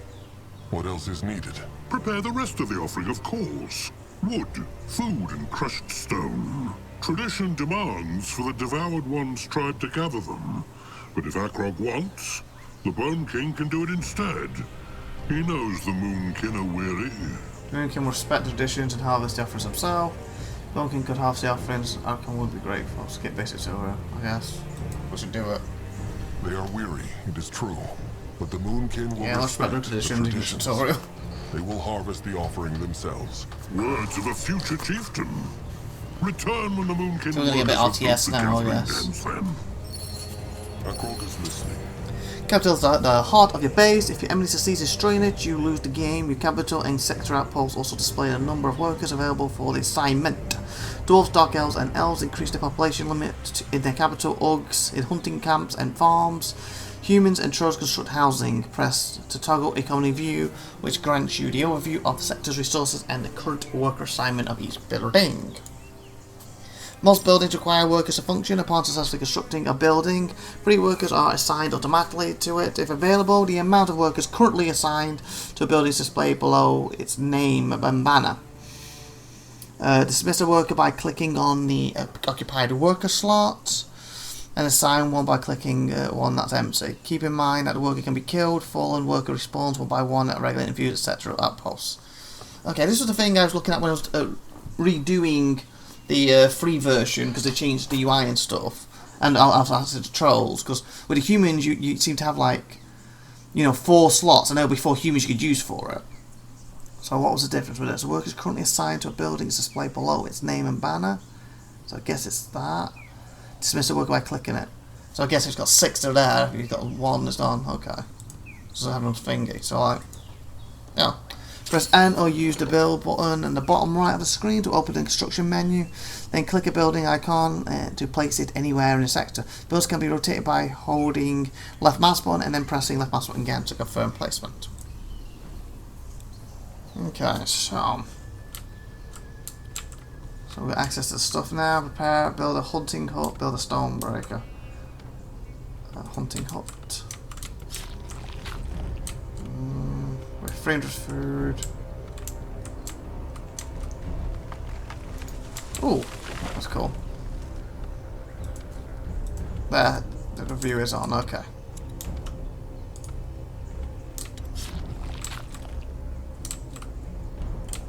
Should put a...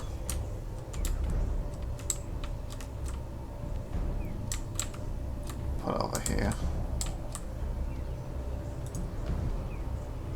Build a stone breaker. And the green's putting where they are, so the stone's here. That's something SpellForce didn't have. Hopefully they would re-add that when they finally, you know, re-brought it back, just the campaign officially. Do you know what we said earlier when we looked at the start of this, how they're basically doing the campaign and redoing it, rebalancing it, probably having this stuff in there then.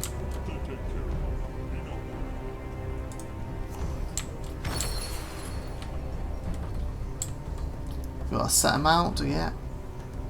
Free workers backspace. Okay.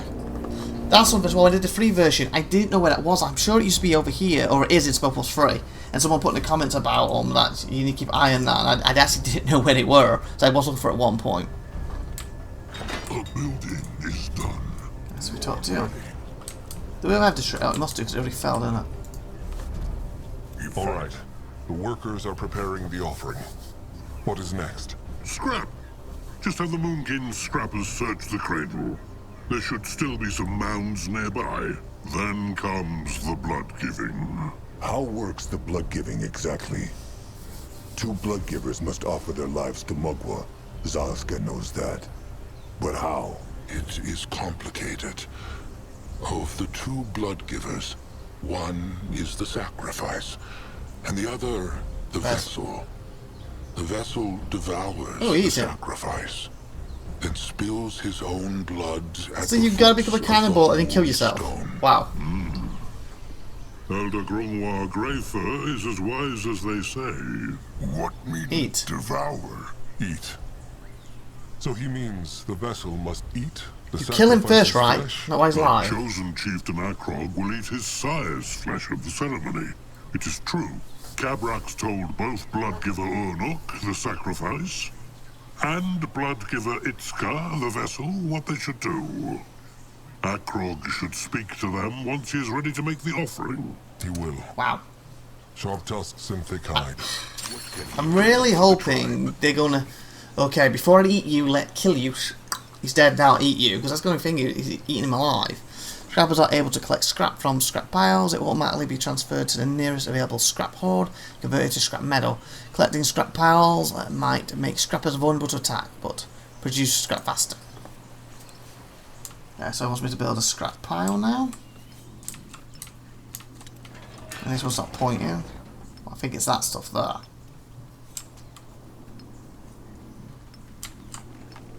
Put it here.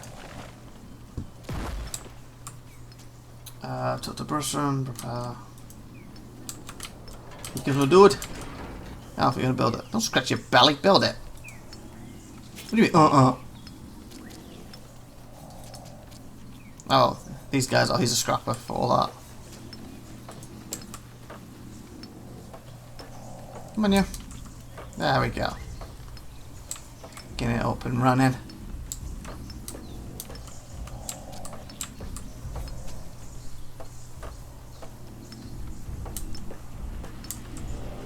And we are there. Fine. 2 scrappers out to start getting the scrap for the offerings.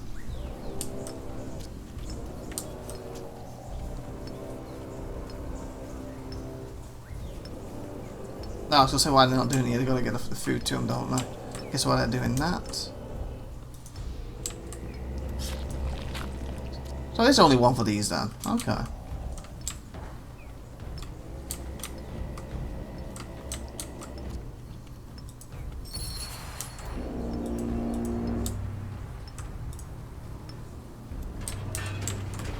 Oh, here we go.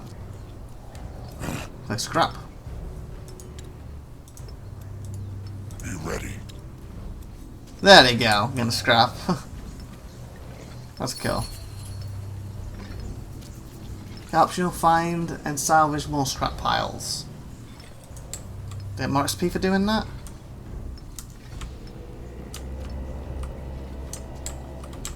More scrap piles around here? Over there. So if I was telling him to do it from there, one of them.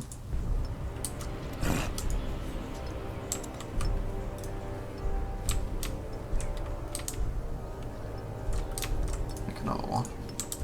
Have one do each pile, maybe that'll trigger the optional thing.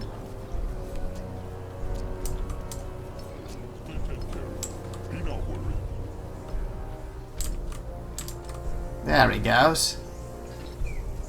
You know the scrappy deeds. Nice, nice, nice. Dude, done? No. Come on, mate, get out.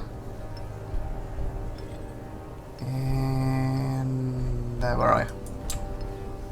More scrap for him. There. Oh, there's one up there too. Fudge. Can I make 4 then?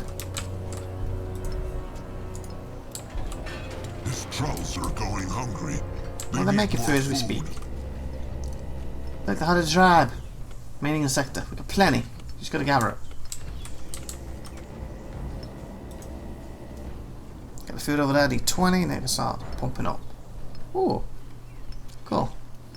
10 needs another 10. It's gonna half him. Get. Oh, it went further. I thought we'd stop at that point.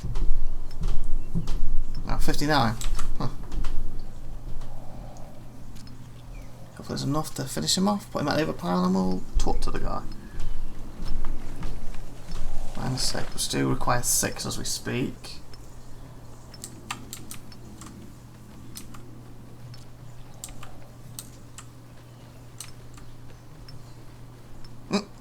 Hopefully that's enough.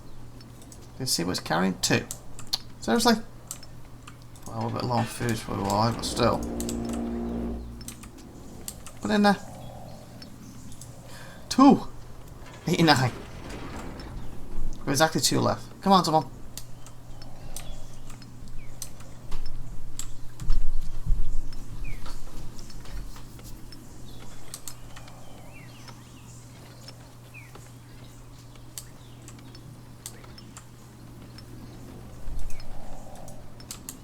There he is. He helped tribe. There we go. That's all of them. Azog is listening. Total bonking. Okay. Let's see over here. Here we go. We're gonna have a chat with you before we do the ritual. And one of you dies, probably you. Close enough. What is it? Bloodgiver Itzka will give his life tonight. He wishes not to die with the rot in his bones. The rot can only be passed on through blood, not from troll to troll. That is what every fool believes. Itzka wants his flesh to be pure when he offers it to Mugwa. No. Why is the chosen chieftain speaking to Itzka? He wants to be alone with his thoughts. Only to offer his thanks and tell Iskar that the ritual is ready. Only to tell Iskar that the ritual is ready. Iskar will devour Munken's flesh. Would he not catch the rot either way? Itzka will devour a Moonkin's flesh. If what he thinks is true, would he not catch the rot then, either way? He would. But the Moonkin sacrifice dies a few breaths after it has devoured the Moonkin sacrifice. There will be no time for the rot to spread. Tells us the ritual. Only to offer his thanks. Akrog came to offer his thanks and tell Itzka that the ritual is ready. Thanks? Itzka does this for Mugwa, not for the Moonkin. But he thanks Okay, thank Akrog you. for his words. Is the Blood Guard waiting? Blood Guard? Cabrex has not told him yet. The tradition demands that the Moonkin bring 3 strong warriors to protect the pyre. Akrog understands. He will take care of it. He should. Itzka will Maybe meet him at the 4, Holy but Stone. whatever. Trolls have 2 basic combat units, the Smasher and the Iron Beak. These can be produced, I loaded fast, at the Fight Hut. While both of these are capable of combat, they are still inexperienced and develop their full potential after being upgraded into a camp. So, I need to build Build a hitting camp, build a fight club.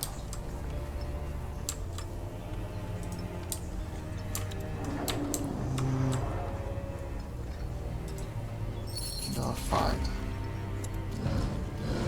Ah. And then build them, I think, from here, then they can transfer in here to what they need to be. Prepare the devouring. What should he do? Grimlore will go there. Oh, I guess this is getting ready for it. Watch.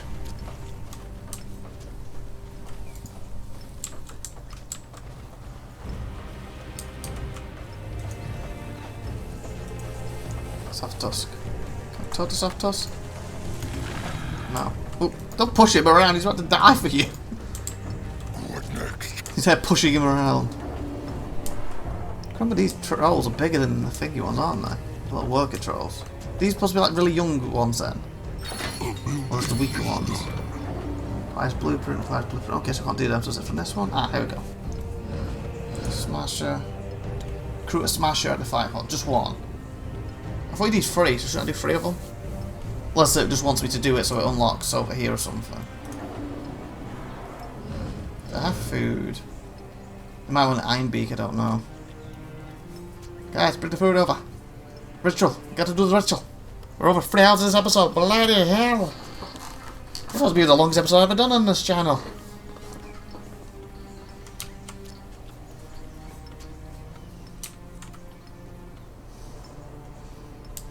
Oh, standing there.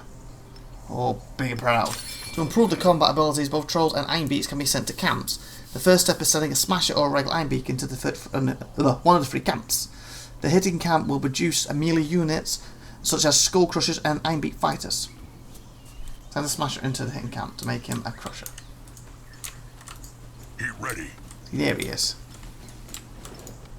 So he's closer in size. Just the big ones, but it's not quite there. Go in you go. And that should instantly make him a skull crusher. It says he's 3, but it might want me to go up all over mine is what it's probably doing. Plus I need to do time to get the food up. And because it costs money to do anyway. Train more skull crushers. See? That's what he is now, right? Yeah, so I need 1, 2. So what's his size difference now? He's definitely got bigger. Has he not? Can a troll not rest for a moment?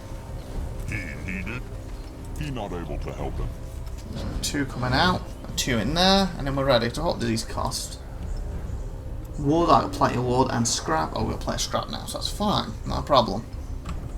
It's just we need the guys to move the food over here and then move the scrap and stuff over here. And look at the difference in size. Like, you upgraded to that. Wow. On his way. In there. Now he needs to come out and then get the one in there, and then hopefully the ritual will start. Then we'll see what happens, and then we will end this. Take a look at. And like I said, I'll probably come back to this game at some point after I've completed Soul Harvest or Fallen God. Anyway, I hope you enjoyed this so far. And then obviously the RTS, you get to see some of it now. But if you really want to see some fights, go back earlier and take a look at series and look at the, like I said, the SpellForce free Fallen God Verse Edition. And then you can see the trolls fighting and me learning the trolls for the first time. Otherwise, this episode's been more focused on the campaign and of the Fallen God expansion pack, and of course, more focused on the RPG side. And you get to see how they build, but obviously, I doubt they're going to get attacked. Other than once the ritual's done, they may do.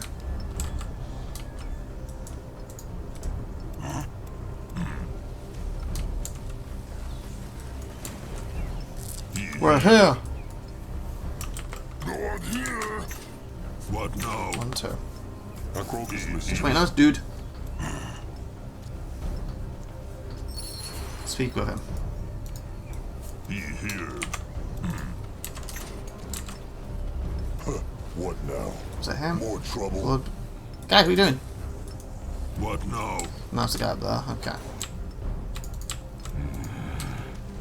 Sorry, guys. Oh, come on, guys. Stop pushing them. They're doing a sacrifice for us here. You're being jerks. Chosen chieftain. Has he spoken to the Bloodgivers? He has. Good. Then the summoning may start. First, Akrog will have to place the offering at the Holy Stone. Then... I guess that's a Holy Stone. Then the vessel must devour the sacrifice. Then spill his blood at the foot of the Holy Stone.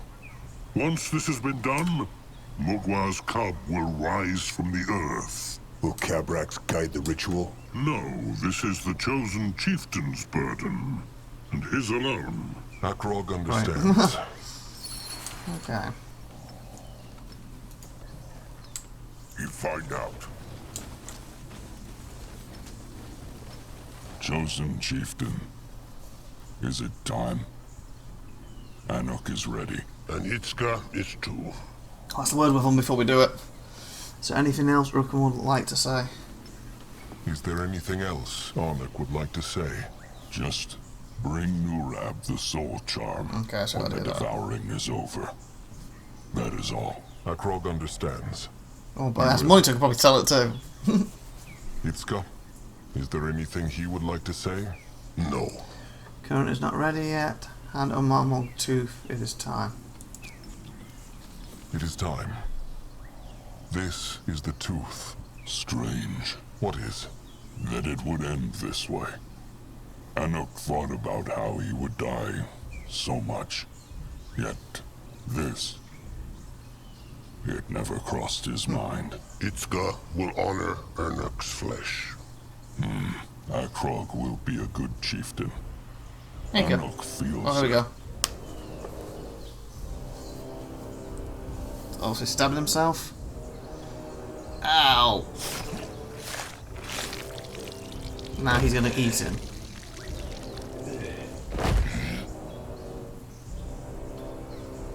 Now the devouring. Some troll units have special abilities that can be activated in addition to their standard attacks. Ability Blood Harvest lets the Flesh Eater and Bearing Hexer consume flesh of deceased creatures around them to improve their combat strength.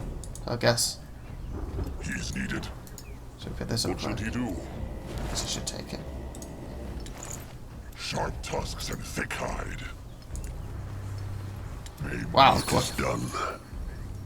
Make the offerings, speak the words, then Itzka will do his duty. Nord ready.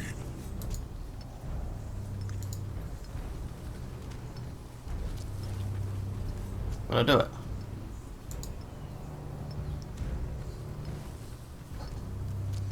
Huh? Ooh, one button.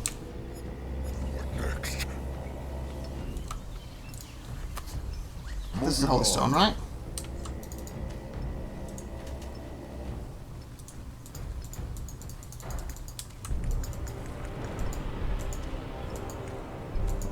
Okay.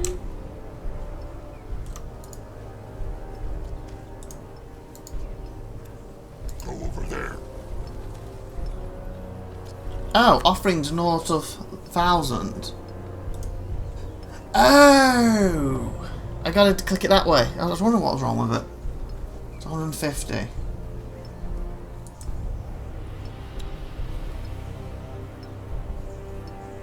Proficiency required to complete the assignment. Chosen by Mogwai. Oh, here they come. Oh, here they come with the offerings. That's all the offerings.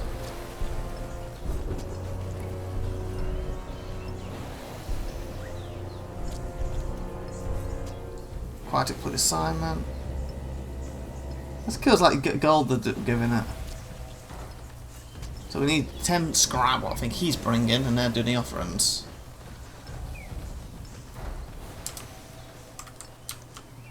Take it from here. Okay.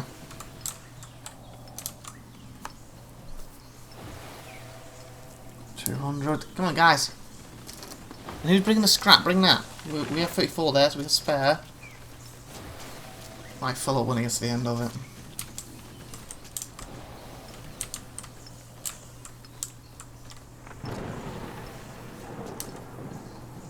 You throw it out around getting bored. What the hell? So choose by Mogwai. That's what I need to do. Stone chosen by Mogwai ability. When nothing's already, choose a troll with 10 blood power to summon Magua. Cool. Oh, it has to be him. Oh, there it is, 10 blood power. And my guy did that too. Holy fudge! That's the Titans, gotta be. Speak with Kermit to start the devouring. Holy fudge, that's awesome. Kinda glad I carried the episode on.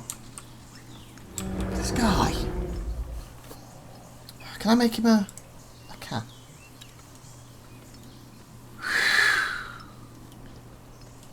He has a Mogwai cob. Wow. I hope to see when he's grown up. Oh fudge, look at the weapon he's got. Is that a damn tree? It gets a little closer this way, but not by much, does it? He's got like the roots. Oh, he's using the roots, hanging big, wow, teeth off it, tusks. Human skeletons. Holy fudge, he's awesome. Wow. Okay. Anyway, on with the ritual.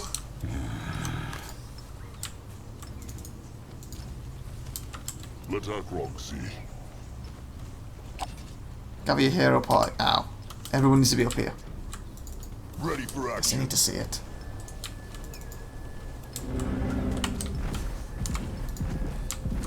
Needed.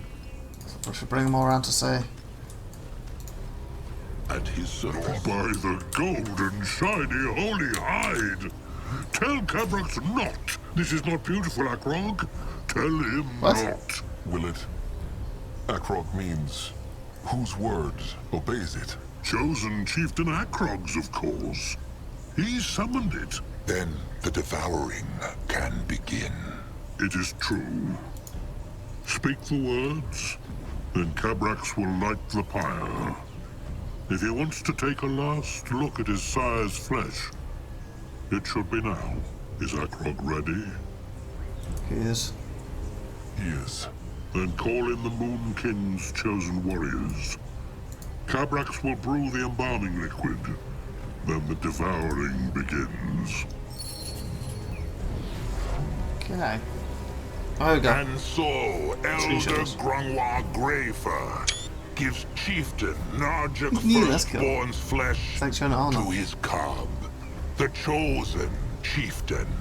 Not only so he may become the new chieftain, not only so his blood stays in the tribe forever, but to honor Magua, the moon goddess who, through all these struggles, still smiles on trollkind. Magua prays. Do it, chosen chieftain. Devour the heart. Artifact. So. Consuming items. Some items, such as consumables, can be used directly from your inventory. Simply locate them and use the right mouse button. I like the way they've done this as a tutorial. Like, they put a full ritual all about the trolls. But this is basically, instead of saying, well, you click an item, like a potion, and just drink it. Isn't it? Or standard. They made it actually mean something.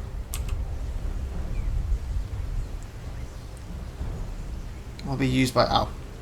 Needs to be an right creditor. The tribe. Shield.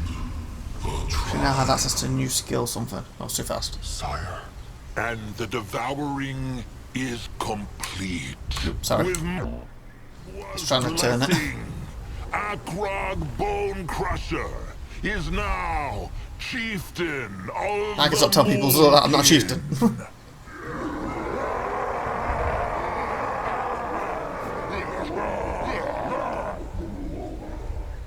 Speak, chieftain. Speak loud and speak proud, because his words will be remembered. Okay, this is going to help shape him probably again. Arca will try and live up to his sire. Arca will make sure the Moon King get revenge. Arca will make sure the Moon King will survive. Oh, I was hoping that, and that was good, and that one kind of throws me too. It's like, it's one of them two. The middle one, I think, nah. So he wants to live up to his sire. I think that's a good one, but he also wants to survive. Yeah, live up to his sire. Because if he's doing to his sire, then they will survive, right? Because if they will die, He had the sire anyway, so that's kind of everything. Narjak Firstborn was not only Akrog's sire, he was also the greatest chieftain of... Wait! What? Something is What? wrong. Elves. Fudge!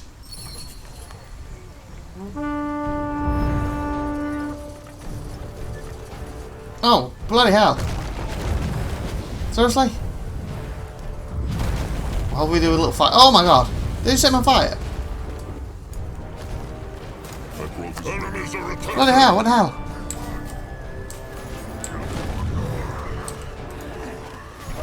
He might be old, but his tusks are still... Pandemic hunters! What? Fight back! The cub will crush them. On, smash them! Kill that, 'cause that's what does damage right now. Bloody brutes! Fight them back! Fight for Mugwa! Holy fudge! No! Why must they play with the Moonkin? Let him at them! Save him!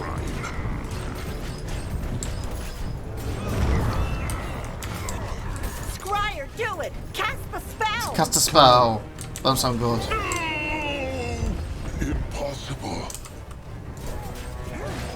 They will regret this. Attacking Tuscans 30. Said cast a spell. Cast what spell?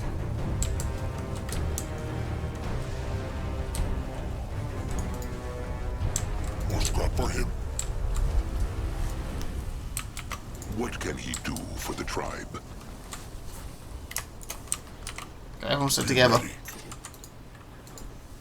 Going now. This looks interesting. This is pointless. The Moonkin must flee now. What is he talking about? The trolls will crush them. No, they will not. Tusks. There are hundreds Where's of my big them guy out there. Cabras can sense it. And they killed the cub with a Oh. single hex. He speaks true, chieftain. What They happened? need to flee. Okay, surely they would show the body of the bloody cub. You got their stuff dead. No, Argon will not again. The Moonkin will not leave without the Bonekin. House of Fire is everywhere. The Moonkin will not leave without the Bonekin. Fine, but they will not leave the Bonekin. It is the Moonkin's fault the hunters came here. They... Holy hide! Spare Cabrax the words! The Bonekin will never leave the cradle. Never! Now go! Oh, they're dead. Oh! Top us. What should he do? What happened? Where are they? Still near the cradle. This must have been a teleport hex, like the hunters used to get into the cradle. They... More hunters. Cabrax was right. It's the To camp. the tribe camp. Now. Hope that spell worked. That thing was bloody terrifying. This is the best mage in... Ellen's reigns! Oh, they were saying something and I interrupted them. Sugar. Why must they plague the Moonkin? They will not get away from Sazka! I need to put. Bring down. There we go.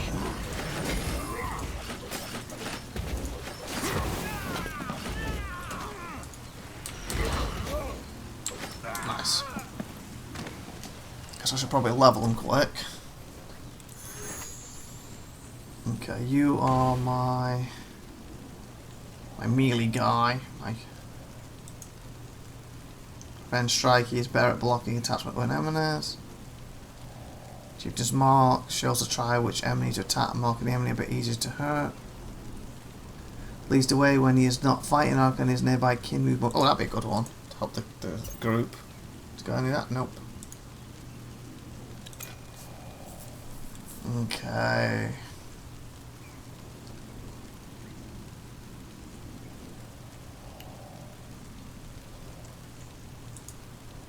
One for the totem.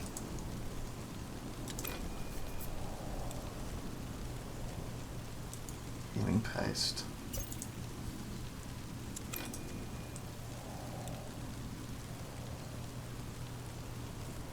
I'm wondering, you know, I said that there's probably 8.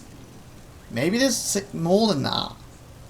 Because there's a thing here, maybe if you went for this decision, it would have popped here with a different thing, maybe, I don't know. Maybe it's like double, I thought. Let's find out later on. Okay, so, back to you.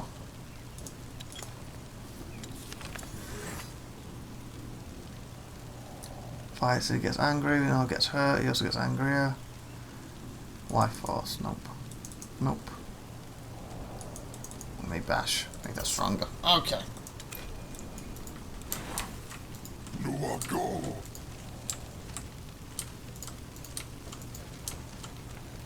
Is that Bloodgiver Anuk's trusted one, Norab?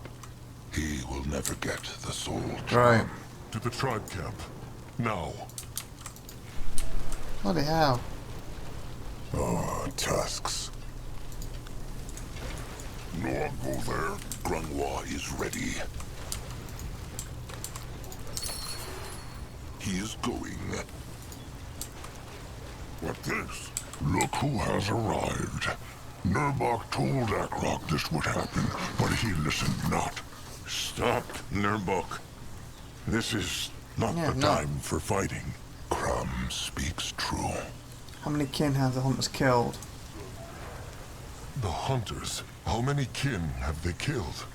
Better to ask how many were not killed. They have not yet counted the bodies, Chieftain Akrog. But it is terrible. Zaramak, Julog, Anug, Crumb, and maybe 24 kin are all who survived. It would have been worse had Anuk not warned Nurbok. That terrible. It is, little Noag. It is. What happened? What happened? What looks it like? The hunters attacked while Akrog was busy doing rituals with the Bonekin. Just as Nurbok said they would. Nurbok guesses the cradle is gone too. They're still fighting. Cabrax, he told them to flee. And of course, Akrog obeyed. It was not like that. Cabrax left them no choice. What was out of there? Zaska speaks true, trusted one. Chieftain Cabrax made a hex that brought them out of the cradle. He wanted the Moonkin not to die. Well, it's too late for that. Many did. Wow. I don't think it's going to be a twist that he's worked with the elves and he gave them away. There seemed to be perfect timing when we were in the ritual, wasn't it? And he warned us not to do it. And when we do it, we'll get attacked. Sam Not the Eyes said they were no hunters. Akrog understands not. The eyes said there were no hunters, wide and far. So how could this happen? I'm Master Anuk? It is hard to explain. It is true that the beaks and the eyes see no hunters. But when Anuk go out yesterday, he see these strange They mentioned that earlier, didn't they, with the sparkles mushrooms? They in said the just air, mushrooms. like how air look over a fire. This morning, Anuk and I see sparkles invisible. from the bushes. But suddenly, there is a blue cloud on the sparkles, and hunters come out. A teleport hex, just like in the cradle. When Anuk find out, he run back to the tribe camp, but it was too late. He is sorry, Chieftain Akrog. He failed the tribe, and now so many kin is dead. Anuk is not to blame. It was Akrog who would not listen. Chieftain Akrog. The small tusk is the last one to tell Nurbok what to do. He is not even a moon. Quiet. Tusks, maybe Akrog made a mistake, but now is not the time to fight. Kin died, again. And more will die if the Moonkin stay here and wait for the hunters to finish crushing the cradle. They need to leave. Now. Powerful words. And where plans this great leader to take the Moonkin? Right into the next ambush? He knows not, but they will work something out. Maybe there is no need to. Zaska has an idea. Nurbok remembers when he said Zaska was making schemes again. Well, it is true. For the past moon, he has been meeting with a brittle bone. A brittle bone? That is what Zaska just said. And no, he has not betrayed them. even though that is what they all believe he is just waiting to do. This Brittlebone, he has a plan that would not just help the tribe crush the hunters, but could also cure the rot. Cure the rot? How? How is that possible? And there is the catch. The Moonkin must resurrect a fallen god. Oh, the name of the game. So now we've got to name the game. Ever since they crossed the water to start a new life on Urgath, Mugwa had smiled upon her trolls. In their darkest times, though, her smile was sometimes forgotten. The blood rot, the hunters, the slavers, they were not so easy to forget. But as long as Mugwa was smiling, hope. There was hope. And now the menu to move around, not the main menu, the main map. You can use the world map to traverse how you say it. Scroll over the map to see locations available for travel. A blue or yellow quest marker on a location indicates there are unfinished missions. Complete there. To order your party to travel a certain location, simply select it on the world map and click travel button. So this is the map. Find and peace talk with the stranger. Can I save on this bit? We can. Good. I think this is probably the best point to end this. We're all at like 3 hours 26 minutes. I think it's the longest episode I've ever done on the channel. So for 3 hours 26 minutes, so I hope you had a good look at this. And whoever this stranger, I don't know if it's going to turn out to be someone from the past SpellForce games or not. I just will find out later, so I have to leave it for now. So I hope you enjoyed this. This look at, obviously, like I said, the first part of the campaign. 3 hours 45 minutes, bloody hell. This is probably when I had to like break because I got interrupted and stuff, so that's why it's longer than the episodes. I had to cut some bits. But generally, this is a good look at that. And again, if you're interested in the skirmish, seeing the trolls actually fight properly, go back early, might take a look at series and look at the, I believe they called it SpellForce 3, Fallen Guard, Verse Edition, something like that it's called. It's not many down from this one. Because I had a feeling, because I actually put that one up early, after I already got a couple of take a look at's done, and I think I'll do the same with this one. So this one might be going up this Saturday or the following Saturday. In other words, it's going to be out of order. This one goes up then, I think Warframe, or it'll be Warframe and this. And then we'll get back in the correct order of the way I've been making them and numbering them. But anyway, I really hope you enjoyed that. Please put some comments, please like, please have a great day out there, and see you next time. You've been awesome. Thank you very much. And subscribe to the channel and watch more stuff. Oh yeah, and like I said before, SpellForce 3 right now should be going up on my channel. The episodes you're seeing when this goes up possibly will be ones that I did earlier in the year, but there'll be one minimum brand new one on it, or maybe 2 free before I move on to, I believe, Annihilation for a bit. Anyway, have a great, wonderful day out there. See you next time. Bye!